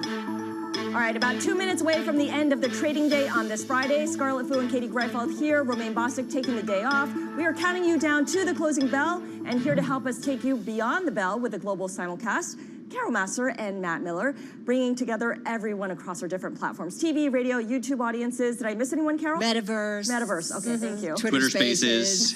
Yes. Well, you guys Romaine's living You guys room. practice that, Don't you think yeah. Romaine's sitting home and he's just like living on each word? Absolutely. Not.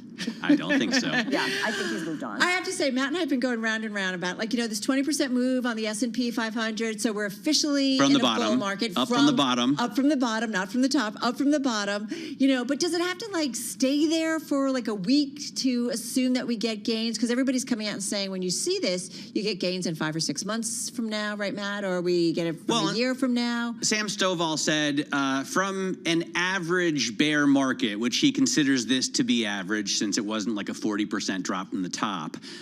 You always, after a 20% move up, you have put in a bottom. It's then verified. And Savita Subramanian, which I'm sure you guys have seen at Bank America, put out some research pointing out that anytime you move up 20% from the bottom, 92% of the time, 12 months later, you're at an even higher level. So in other words, it's unlikely to be a fake out, but as Carol points out, there's a chance. 8% of the time, it could be different this There time is around. a chance, and of course, what do we always say? History, past history, no guarantee of future results. Read those perspectives. It could be different. It could be different.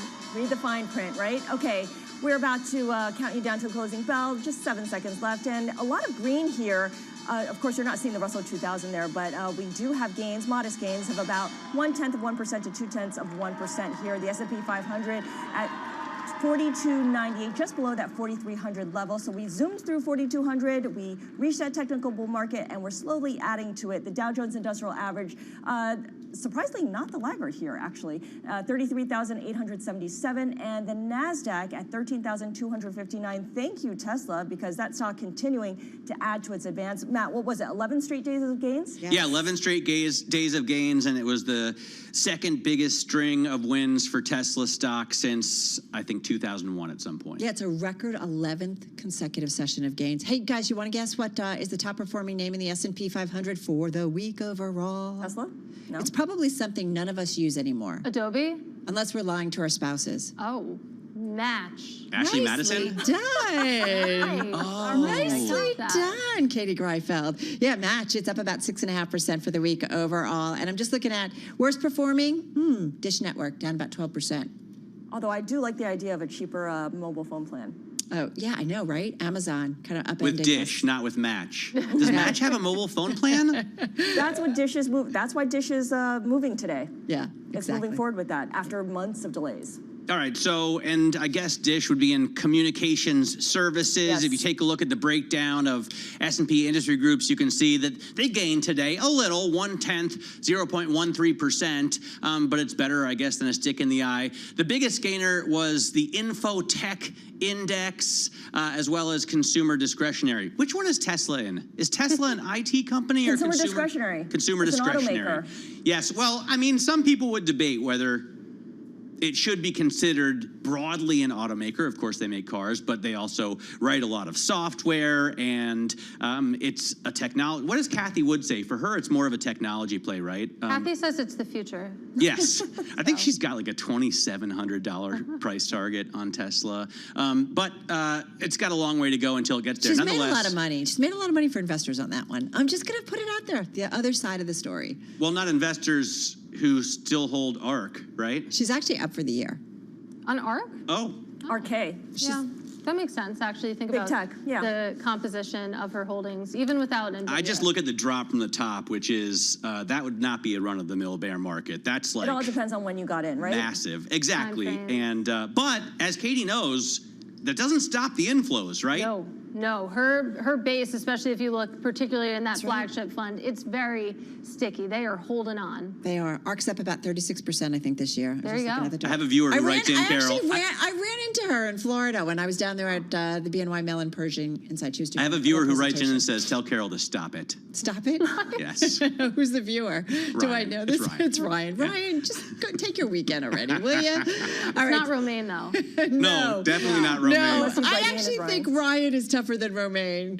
But we kind of love him. He does a running commentary for us. All right, let's get to some of the individual gainers. We've talked about it a lot. Let's go there. Tesla, top in the NASDAQ 100 and the S&P today, ending the day with about a 4% gain. We talked about it the 11th consecutive session. You know all the news. You know, it's tie-ups with GM and Ford and how this is going to bring in about $3 billion more in revenue, I guess, by 2030 because of them tapping into their EV charging systems. Let's get to Adobe. Top in the NASDAQ 100. Wells Fargo upgrading the stock to overweight, lifting its price target to $525 from $420 a share. Adobe closing at $454 even. Stocks hitting a 52-week high. Keep in mind it's going to report earnings next week, so we'll look to see because the analysts are upbeat because of an AI connection. Basically, thinking there's going to be some. They've ripped. Adobe has ripped up. It's up 35% this year. Yeah, I know. they've done incredibly well. So we'll see when we get earnings next week whether or not it's all justified and if that AI connection really pans out. Netflix also up today, up about 2.6%. A couple of things out. There's a new report from the research firm Antenna saying Netflix saw a big bump in new subscribers. I think it's called Antenna. Antenna? Didn't I say antenna? Antenna. Antenna? Said it. Did I say antenna? Like the rabbit ears. Did Antenna. I say antenna? No, I don't think so. God, you're worse than Romaine, man. Saying that it saw a big bump up in subscribers after a password crackdown, and then Pivotal raising their price target on the streaming service to a street high to $535 a share from $425. Stock at $420 and change. Look, $420, Matt. Got a comment? No, I'm just happy that you said it. It's Friday. He just wanted to hear someone say it.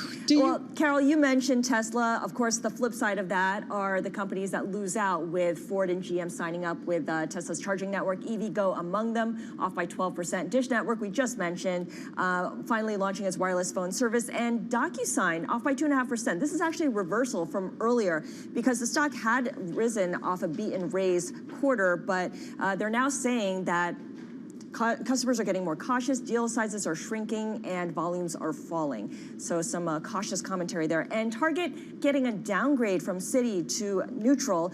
Sales have peaked and likely to fall further on the back of slowing foot traffic. And names like Walmart are better positioned. They'll continue to grow market share, perhaps at the expense of Target, because Target is still home to more discretionary spending than Walmart, which is more of the essentials. All right, let's go to the bond market. It's my favorite place. Let's take a look at the yields, because you did see a sell-off when it comes to the front end of the yield curve. We're talking about 2-year Treasury yields.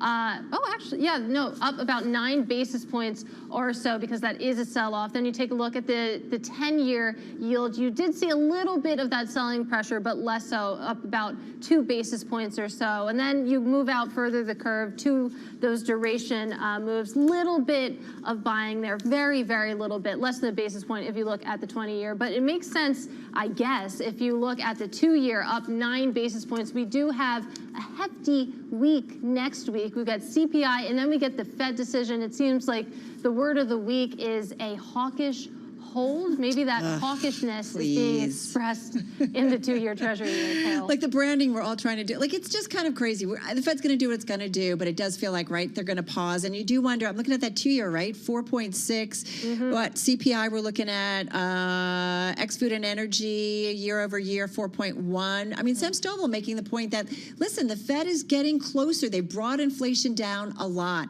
that it kind of makes sense to take a pause here, right? I mean, they still have a long way to go, I'm just Carol. saying that he's saying it's a lot closer, and that the risk at this point is that they overdo it potentially, and that we have a deeper recession. Right now, everybody's thinking, do we even get a recession? Do we just kind of that's why they're pausing. That's why they're pausing, so they have a little bit of time to assess and see how things shake out until July. Can I just say, I think it was Winthin from Brown Brothers Harriman who wrote either last week or the week before, if they're going to hike in July, if that is the consensus, why don't they just do it next week? And get it done with, right? Get it done with. How much is going to change between what we get next week and what we get at the end of the July in terms of economic data? I know we're going to get by that logic, they could have just done 5.25% at once. Why not? Just do it. No. So if it's a hot inflation print, do you think that impacts the Fed next week? It's not their preferred inflation gauge, but nonetheless, it's an inflation point.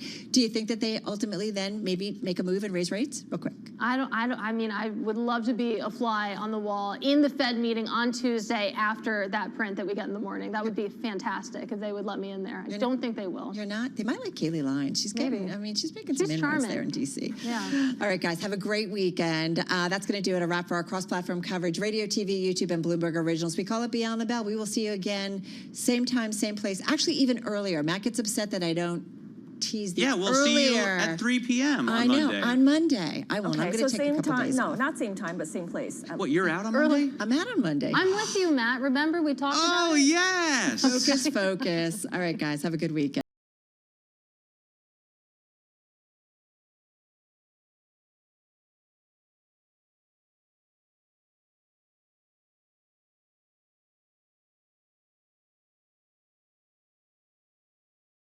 Is this Genesis or Yeah. Book? It is, right? Before or is this This solo? is Genesis. This is Genesis, but I like the Phil Collins Essentials on Apple Music, and I love Phil Collins. Yeah, it's just. I like Lily Collins too. She's a cute little actress. All right, so let's get to it. This is among our most read on the Bloomberg. It is also the Bloomberg Big Take. There must be some misunderstanding when bias comes in. I think about the conversation we had yesterday with Harold Butler over at Citigroup Global Markets, right? We talked about, man, why is there so much bias still out there? You know what he said? Everybody needs to chill out. Everybody needs to chill out. Well, we're not chilling out when it comes to AI and the world, generative AI in particular. And this is a stat you noticed, I noticed it, that some experts in generative AI predict that as much as 90% of content on the internet could be artificially generated within a few years, which gets us a little nervous. I'll take the other side of that bet. I'll take the other side of that bet 7 ways to Sunday. I mean, if a few years is like less than 5, I doubt it. All right, Dina, get ready because he's coming in hot and heavy. Let's get to it. And Bloomberg News Seattle Bureau Chief Dina Bass on Zoom from Seattle. Dina, tell us about this story, what you guys set out to do and the research you did. Sure. So what we looked at, and this was work from one of our amazing data journalists, Leonardo Nicoletti in Rome, and I worked with him. And he generated over 5,000 different images using Stable Diffusion, which is an AI model that allows you to input a text prompt for something you want to see in an image, and it spits out images. So he put in text prompts for 14 different professions, 7 for higher paying jobs, 7 that were considered lower paying jobs. And he and I set about measuring what it was that that Stable Diffusion spit out, and found that there were significant volumes of racial and gender bias in the outputs, in the pictures that were being generated, such that if you looked at the higher paying professions, they were heavily dominated by images of lighter skinned, mostly lighter skinned people, mostly men. The lower paying professions were populated much more heavily by women and people with darker skin. And, lest you think this algorithm, this model is just mimicking, humanity or what's going on in the real world, we actually found that it was, in many cases, significantly worse than the real world. So, the number in the U.S. real world, right? Because you compare it just to the United States, not the globe. Right? Yeah. That's right. That's right.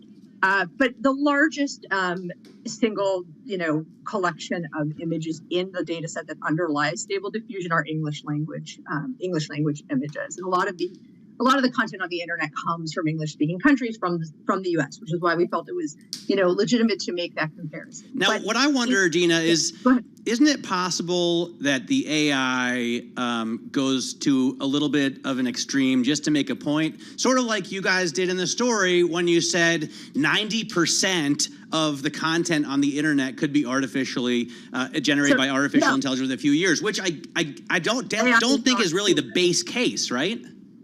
Okay, so that wasn't our data. The 90% that came from some experts, and it was cited by Europol. So we don't make up data. That's not what we do here as reporters.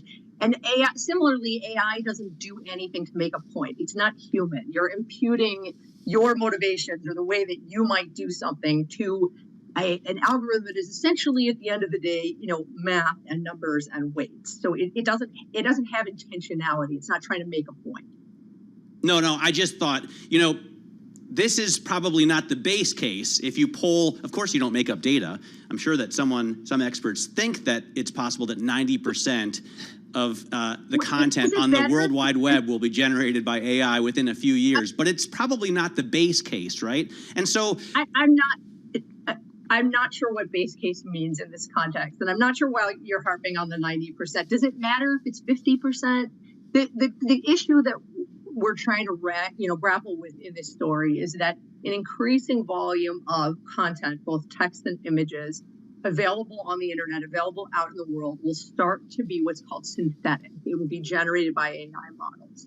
And that changes things if the models are found to be generating content that is in any way problematic. That's why we were trying to look at it.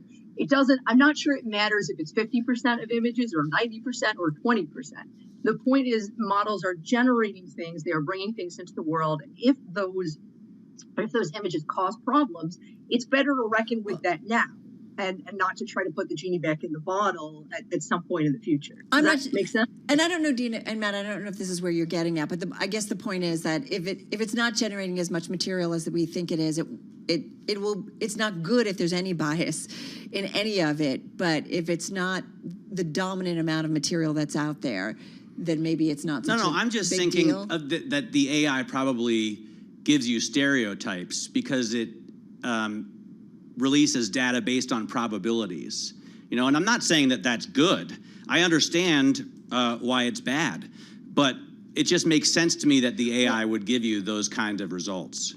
Well, is it why are the results worse than actual? I mean, this is not a new finding, by the way. There's research by the Allen Institute for AI here in Seattle that goes back to around, I think the paper was 2017, 2018, that found other amplification issues around different types of algorithms. It's not merely a reflection of a biased world. It amplifies the bias, and that is a challenge. And, it's worth figuring out why. It's not a probability issue. A lot of it is that, it's reflecting data out. And so we need to figure out what the data is that's going into these models. And that's part of the issue. And that was what Stable Diffusion said to us when we asked them about this as well. And I want to share their statement because I think it's important. They said to us, quote, all AI models have inherent biases that are representative of the data sets they're trained on. And so they are flagging again as well that what's causing some of these problems is that Stable Diffusion is based on this data set called Leon 5B, and it still, is not representative of the world. And, they said to us, Stable Diffusion did, that they're, trying to work on fixing that by open sourcing models, by, through an initiative that's going to try to get more data from quote, data sets specific to different countries and cultures. So I feel. Do you think the bias amplification is worse on, for example, Stable Diffusion than it would be on DALL-E or, even text-based AI like ChatGPT? So here you bring up an interesting point. I have no way of telling you that. And that's because the OpenAI models that you're citing, DALL-E and ChatGPT, are not based on open source data sets. We don't have access to the data that was used to train them. We don't have access to any information about the model or the weights. And the reason that we use Stable Diffusion for this is because it is open source and you can measure those things. So it's very hard for anyone outside OpenAI to measure that, because OpenAI obviously has that data. Now, when I looked at OpenAI a bit on this topic last year, and I spoke with them, they said that they were doing things in DALL-E to make the outputs, they described it as more representative of the world, and so they were doing things to figure out how they could diversify the outputs. But I can't tell you what those are because they're not public about it. So is it a case that ultimately, Dina, that the more information is put in, or if that information is biased also, it's just going to kind of perpetuate this problem? So again, I think one of the ways to try to fix it is have more information that is more diverse and more reflective of different countries and cultures, where maybe the lighter skinned male, representation is not quite the same. Also, one of the things that I think is at play here is that the trend in AI models in the last couple of years is that bigger is better. And these models try to put more and more information into them, more and more data. There is also a movement to smaller, more curated data sets where you can have a greater amount of control of what's going in, and you can sort of check for these kinds of things. So that may also become a trend. People start to try to figure out how to do that.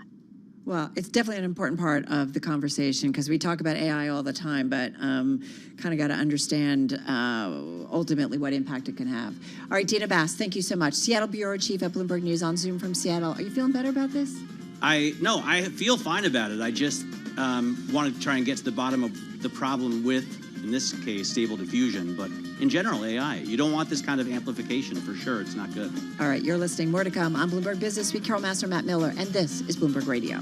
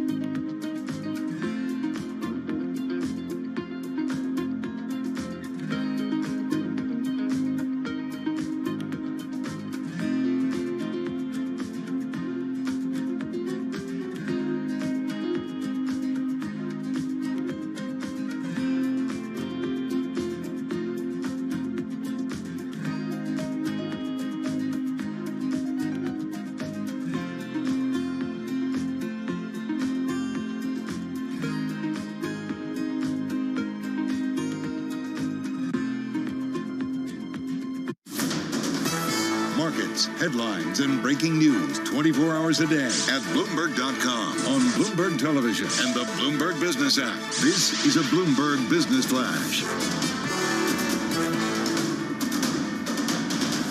It's 4:21 on Wall Street. We do check markets all day long at Bloomberg. It is on to the next trading week, and we are looking at central bank decisions, specifically the FOMC in the U.S., as well as that all-important CPI report.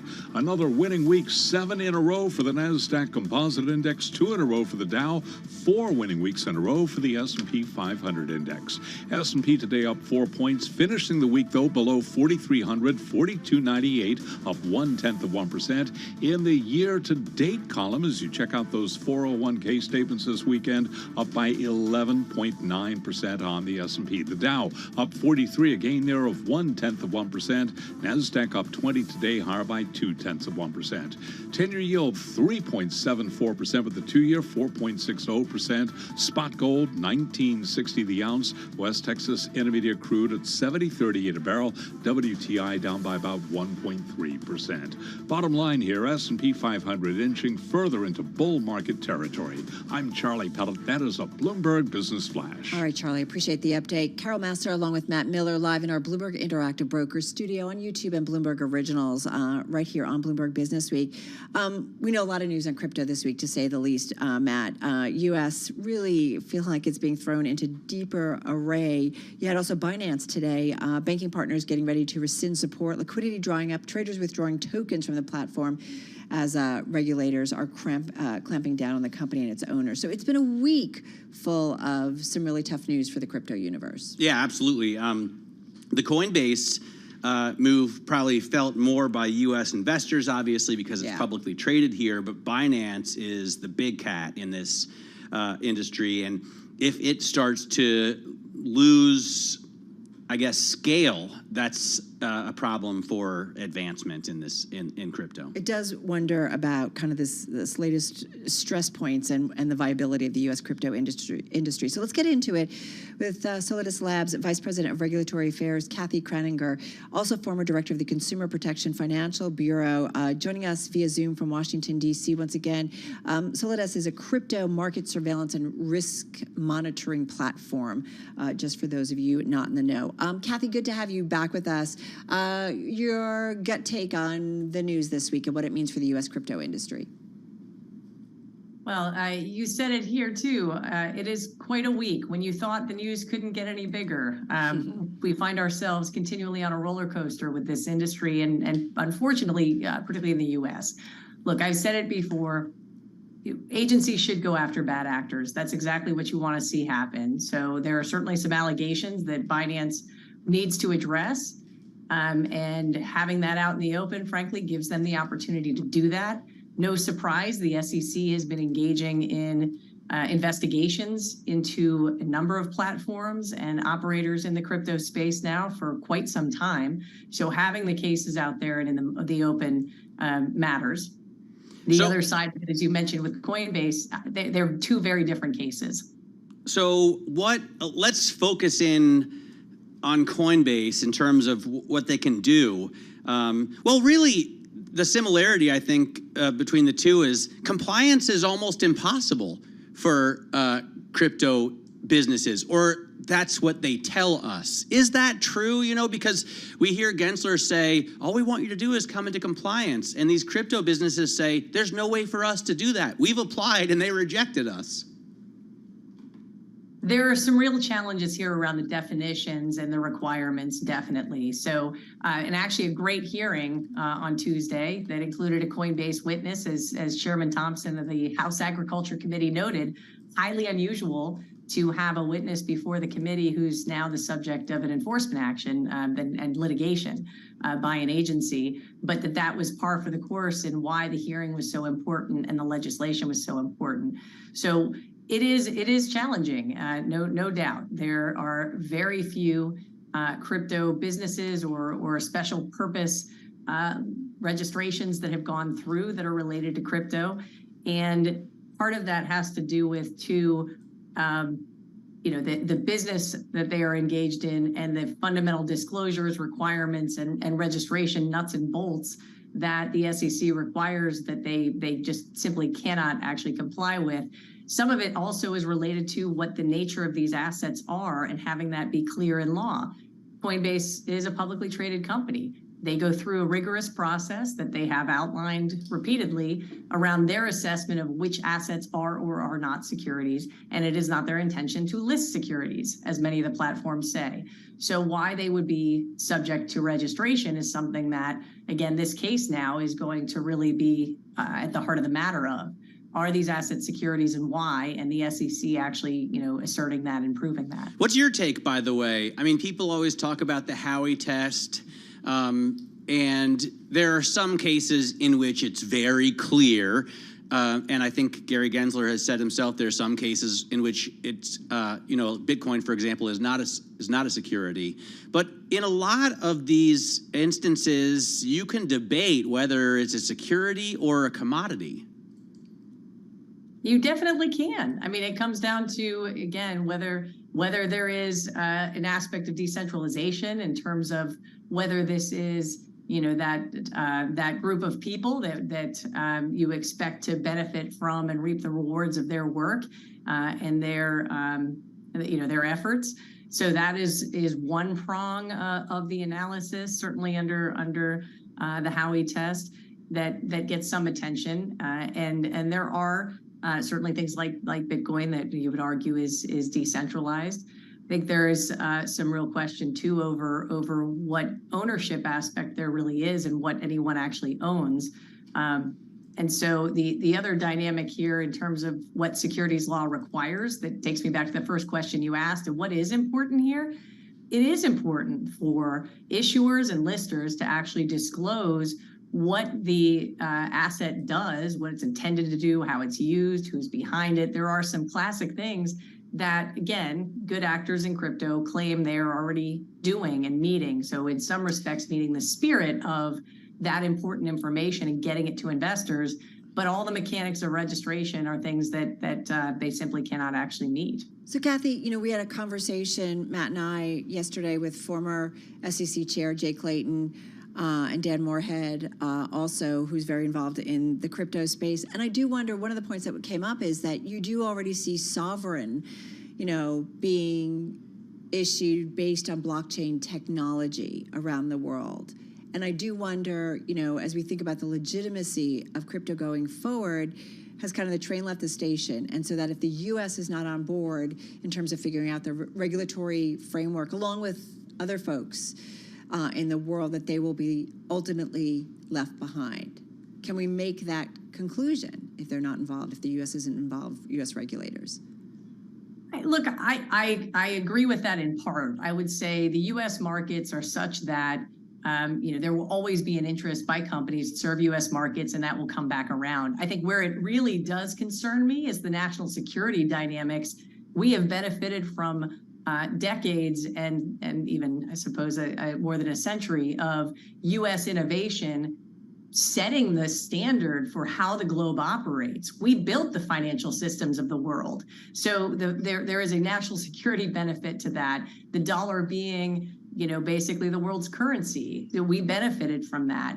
And the notion that we would be absent as the next financial system is really being built and that infrastructure is being built, that's where we're really, I think, losing that long-term competitive advantage and our place in the world's economy and then, frankly, in the global dynamics, even politically speaking, and from a stability standpoint and a national security standpoint.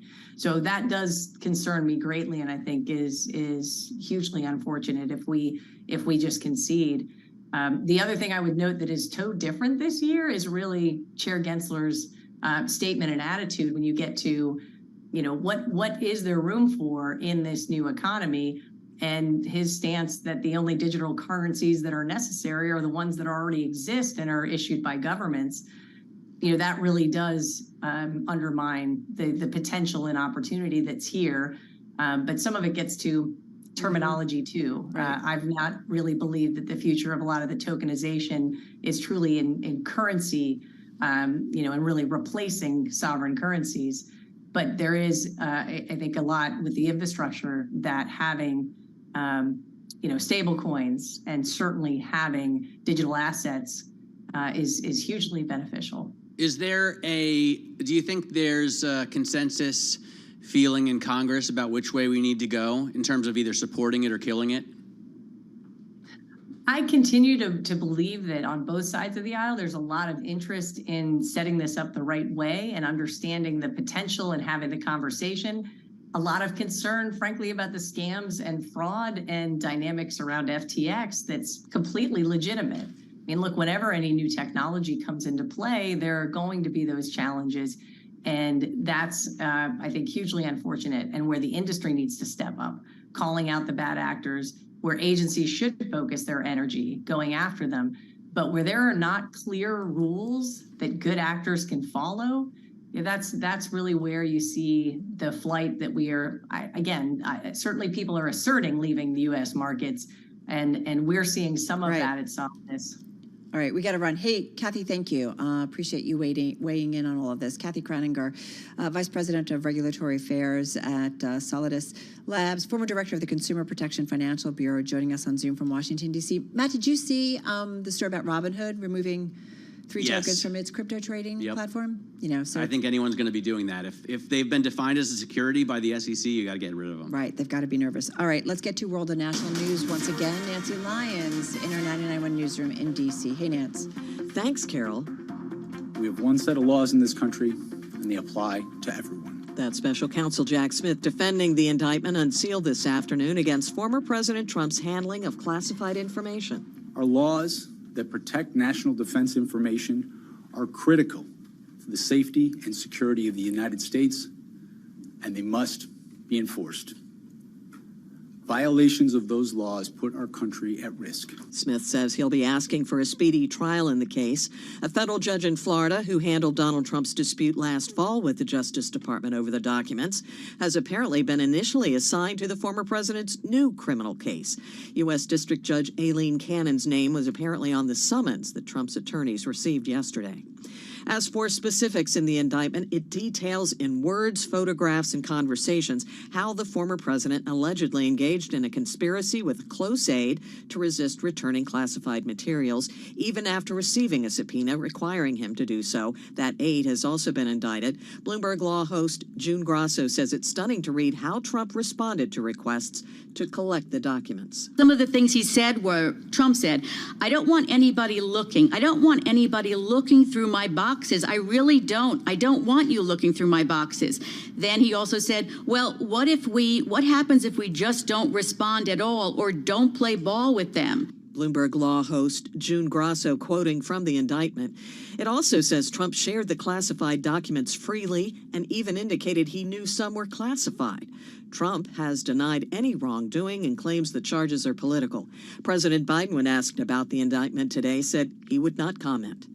Global news 24 hours a day, powered by more than 2,700 journalists and analysts in over 120 countries. I'm Nancy Lyons.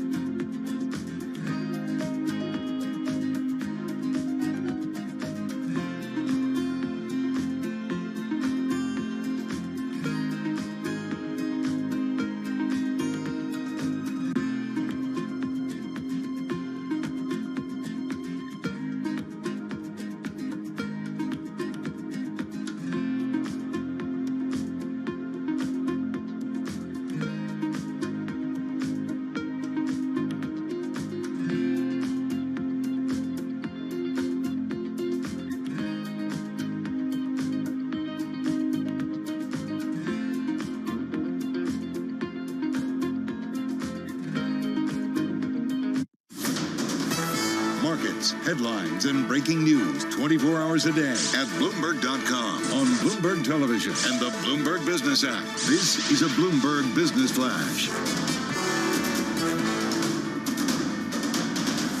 It's 4:40 on Wall Street. We check markets all day long at Bloomberg. Another up day. The Dow, the S&P, NASDAQ all finishing in the green. An up week as well. 4 in a row on the S&P 500 index. The Dow made it 2 weekly gains in a row. NASDAQ, though, 7 weekly gains in a row. It was an up Friday, as I mentioned, but a down day for the Russell 2000, falling today by 0.8%. NASDAQ was up 20, a gain of 0.2%. S&P 500 index up 4, a gain of 0.1%. The Dow up 43, higher by 0.1%. So what about the outlook for stocks? Can these gains continue? Is the rally for real? Sam Stovall is Chief Investment Strategist at CFRA, and he was our guest right here on Bloomberg Markets. We've registered that 20% advance, and now obviously people are wondering, will the market be like the messenger from Marathon who then stumbles and dies shortly after announcing the news? Or will it have legs to run further? And I think history basically tells us that we have further to go. And you can hear more of that conversation on the Bloomberg Business Week podcast. You can download it wherever you get your podcasts. Adobe, Carnival, Netflix, among 16 stocks in the S&P 500 today that set a 52-week high, 6 of which rose to records. 5 stocks fell to 52-week lows. The 10-year yield, 3.73%, with a 2-year, 4.59%. Today's spot gold down $4.50 the ounce to $19.60, and West Texas Intermediate crude down 1.3%, $70.39 a barrel. So again, recapping, stocks higher, another winning week in the books. S&P up for a gain of 0.1%. I'm Charlie Pelleton. That is a Bloomberg Business Flash. All right, Charlie, thank you so much. Carol Master along with Matt Miller. Gotta love when we've got a guest coming on and we've got a question ahead of them even joining us. A listener writes in with a question before we have the guest. That's brilliant. That's how popular it is. So they should always do that. It makes our lives so much easier. Is everybody listening? Because please do this. Anyway, let's get right to it. Dr. Ian Lustbader is with us, clinical professor of medicine at NYU Langone on Zoom in New York City. Ian, good to have you back here and joining Matt and me on this Friday. Hope you're doing well. What's the week been like you based on the air quality and what we had to deal with this week? You know, I think everyone's been concerned about the wildfires in Canada. Hard to believe, 700 or 800 miles away. I've been a native New Yorker for all my life. I've never seen fires in Canada cause the air pollution that we saw over the last few days throughout the Northeast. And we've had a lot of calls from patients with COPD and emphysema. It's been a real challenge. We've had to raise people's medications, inhalers.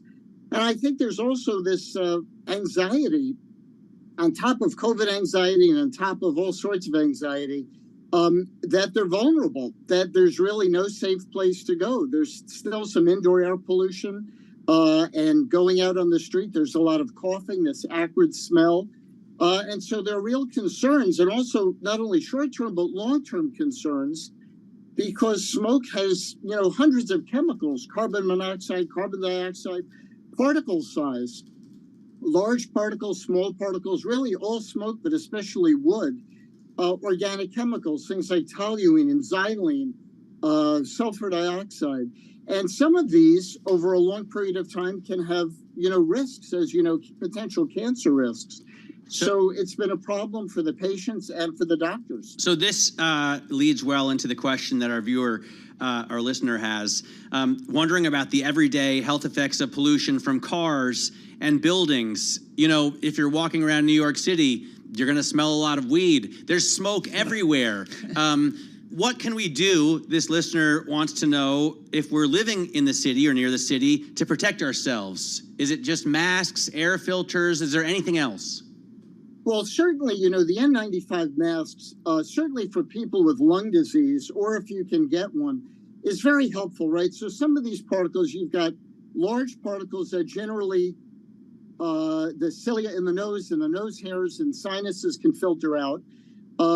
Some particles, the lung has these little hair cells called cilia. But for the very fine particles, we're talking under a micron, in size, those can go deep in the lungs and cause a lot of problems. So the N95 masks, if you're outside during a day, like over the past few days, doing an air filter or air purifier in your apartment or in your office is very smart. Air conditioning that doesn't draw outside air in. You're not doing anything helpful if you're just sucking outside air in. You just have the air conditioner filter, but inside air, if it's refiltered, would be helpful. In general, you're right. The city has a lot of particulate material from cars, buildings, smokestacks. So the air is always dirtier in a city than in the suburbs. Walking around the streets, don't go behind a bus. A lot of the buses are electric now. The subways, those subway tracks cause a lot of particulate material. If you look at the lungs, the autopsy of people who live in the city, they look much worse, all these dark particles compared to the suburbs.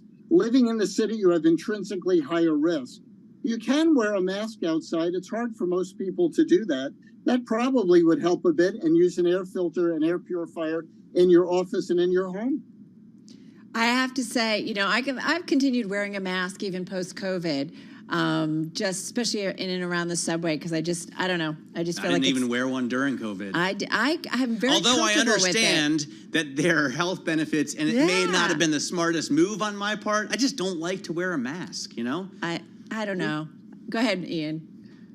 People have psychological issues, and it is hard to wear for long periods of time.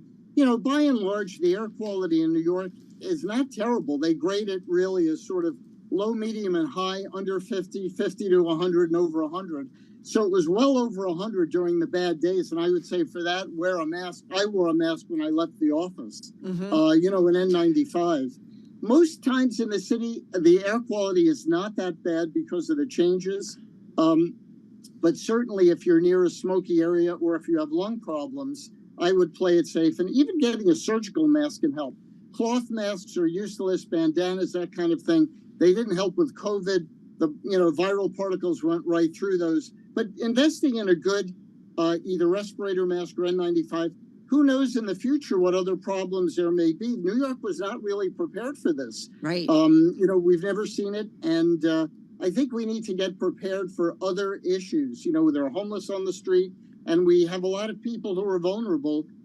And we need to plan for the future, whether it's storms or whether it's air issues. Hey, Dr. Lustbader, one thing I did want to ask you, what are the consequences for folks that, even if they're healthy in their lungs, just a few days of breathing in the air this week, or if we continue to have, climate-related or other, fires and winds that are going to affect us? You'll be fine. We have more days like this in New York City. What do we need to be concerned about the long-term impact? Well, we don't really know. Look, any smoke exposure has some risk. And if you have lung disease or you've had a past history of smoking, you're at much higher risk. We do speak to your pulmonologist or general internist. We do screen with CAT scans. By and large, temporary smoke exposure we can get over. So most healthy people, the lungs can cleanse themselves to a degree. Particles can be put out. But for prolonged exposure, or if you have industrial exposure, higher risk of lung cancer, and you do need to touch base with your pulmonary specialist. Certainly people who have inhalers, sometimes we increase the dose of those. I would say try and get out of the city and get some clean air as much as you can to balance out your overall exposure. Go to the beach, get some clean air. Obviously in the winter, that's harder to do. Right. But I would definitely try and leave the city. I have a really important question. Is there any help for Matt Miller? I just want to know, Ian. It's a psychological thing. That's not your specialty, right? Matt's great. I love his attitude. It's key. Next time, we should speak about a new vitamin study that's out that talks about vitamins and dementia, multivitamins. There's some conflicting data about that, but maybe we can talk about that another time. I think it's fascinating. For a long time, we really said multivitamins don't help. Yeah. But there's a little bit of evidence maybe they do. That's fascinating. Well, that's what we call a deep tease, and you did it well. You're going to be back, I know, at a future date. Dr. Ian Lustbader, clinical professor of medicine at NYU Langone Center here in New York City. Carol Massar along with Matt Miller. This is Bloomberg Radio.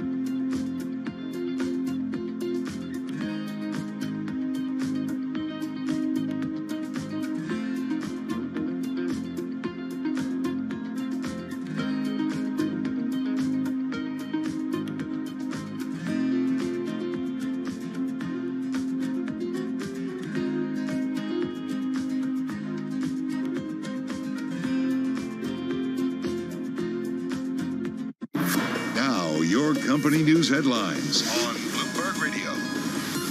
From Bloomberg World headquarters, I'm Charlie Pellet. Netflix shares up today by 2.6%. Netflix did see a big bump in new subscribers in the U.S. after it began warning customers that it's going to limit account sharing. And with more on the story, here's Bloomberg's Jeff Bellinger. Charlie, that's according to a new report from the research firm Antenna, which says the streaming TV leader averaged more than 70,000 new customers a day in the 4 days after it began telling customers they could no longer share passwords on May 23rd. On 2 of those days, new signups topped 100,000 in the U.S. Antenna says cancellations also increased, though not as much as signups. The firm collects data from a number of sources, including credit card receipts and online purchases. Netflix has been taking steps to boost revenue after seeing its subscriber growth slow last year. It introduced a cheaper advertising-supported version of its product in November and also began cracking down on password sharing. Charlie? And that's Jeff Bellinger reporting Netflix again up 2.6%. On an update for the rest of the market, PacWest Bancorp shares tumbled 6.5%. PacWest has completed the first part of the sale of a $5.7 billion loan portfolio to real estate investment company Kennedy Wilson Holdings as the regional bank takes steps to shore up liquidity. Lordstown Motors intends to sue backer Foxconn Technology Group as the companies remain at odds over a stalled investment in the EV startup. Shares of Lordstown down 3.7%. And this is Bloomberg. You're listening to Bloomberg Business Week with Carol Messer and Tim Stenevec on Bloomberg Radio. All right, everybody. Yep, it is Bloomberg Business Week on this Friday, live in our Interactive Broker studio on YouTube and Bloomberg Originals. Carol Master along with Matt Miller. Hey, let's get a check on world and national news for that. Back to D.C. we go, our 99.1 newsroom in the nation's capital, and Nancy Lyons. Hey, Nancy. Happy Friday, Carol. Well, Jack Smith, the special counsel overseeing the investigation of President Trump's retention of classified defense papers, is speaking out on his decision to indict. We get more from Bloomberg's Irv Chapman. Smith spoke of the gravity of the offenses charged. The men and women of the United States intelligence community and our armed forces dedicate their lives to protecting our nation and its people. Our laws that protect national defense information are critical to the safety and security of the United States, and they must be enforced. Violations of those laws put our country at risk. Smith said experienced prosecutors applied the highest ethical standards to their probe, which Trump describes as a political vendetta. In Washington, Irv Chapman, Bloomberg Radio. Bloomberg Law host June Grosso is impressed by the details in the indictment. This is an incredible document. It's an incredible indictment. It's what we were looking for in New York and didn't get, a speaking indictment. And in it, I mean, he has listed everything and backed it up with what incidents happened. He's also listed some of the documents and sort of described them. Bloomberg Law's June Grosso says those documents include information regarding defense and weapons capabilities of both the U.S. and foreign countries, U.S. nuclear programs, potential vulnerabilities of the U.S. and its allies to military attack, and also plans for possible retaliation in response to a foreign attack. Well, many of Trump's rivals for the 2024 Republican nomination are lining up to support Trump in light of his indictment on federal charges. Florida Governor Ron DeSantis has tweeted, "It's political bias," and he decried what he calls the weaponization of federal law enforcement. Former Vice President Mike Pence says he's deeply troubled to see this indictment move forward. South Carolina Senator Tim Scott says if elected, he would purge all injustices and impurities of the Justice Department. Global news 24 hours a day, powered by more than 2,700 journalists and analysts in over 120 countries. I'm Nancy Lyons. Now back to you, Carol and Matt. All right, Nance, thank you so much. You know, it was Nancy Lyons' birthday recently. What? Did you not congratulate her? I did. I on actually, air? On LinkedIn. I didn't know it on air. I don't think I did. But on LinkedIn. Did you see that New York City pays $300 a night for Holiday Inn rooms for migrants story? I did see that story. So apparently there's a Holiday Inn downtown. I did not know this, in the financial district. Yep. It is the tallest Holiday Inn in the world. It's 50 stories. But New York City Mayor Eric Adams. It's had a tough time too, down. Yeah, well, what hotel didn't during the pandemic? Correct. Right? I mean, in fact, this one I think It's had a lot of declared debt bankruptcy. too. Yeah, it's a lot of stuff. So, New York City has rented all 492 rooms. Yeah. The story says for 15,000 migrants, which is way too many people per room. I did the math. That's over 30 people in each room. How do they do that?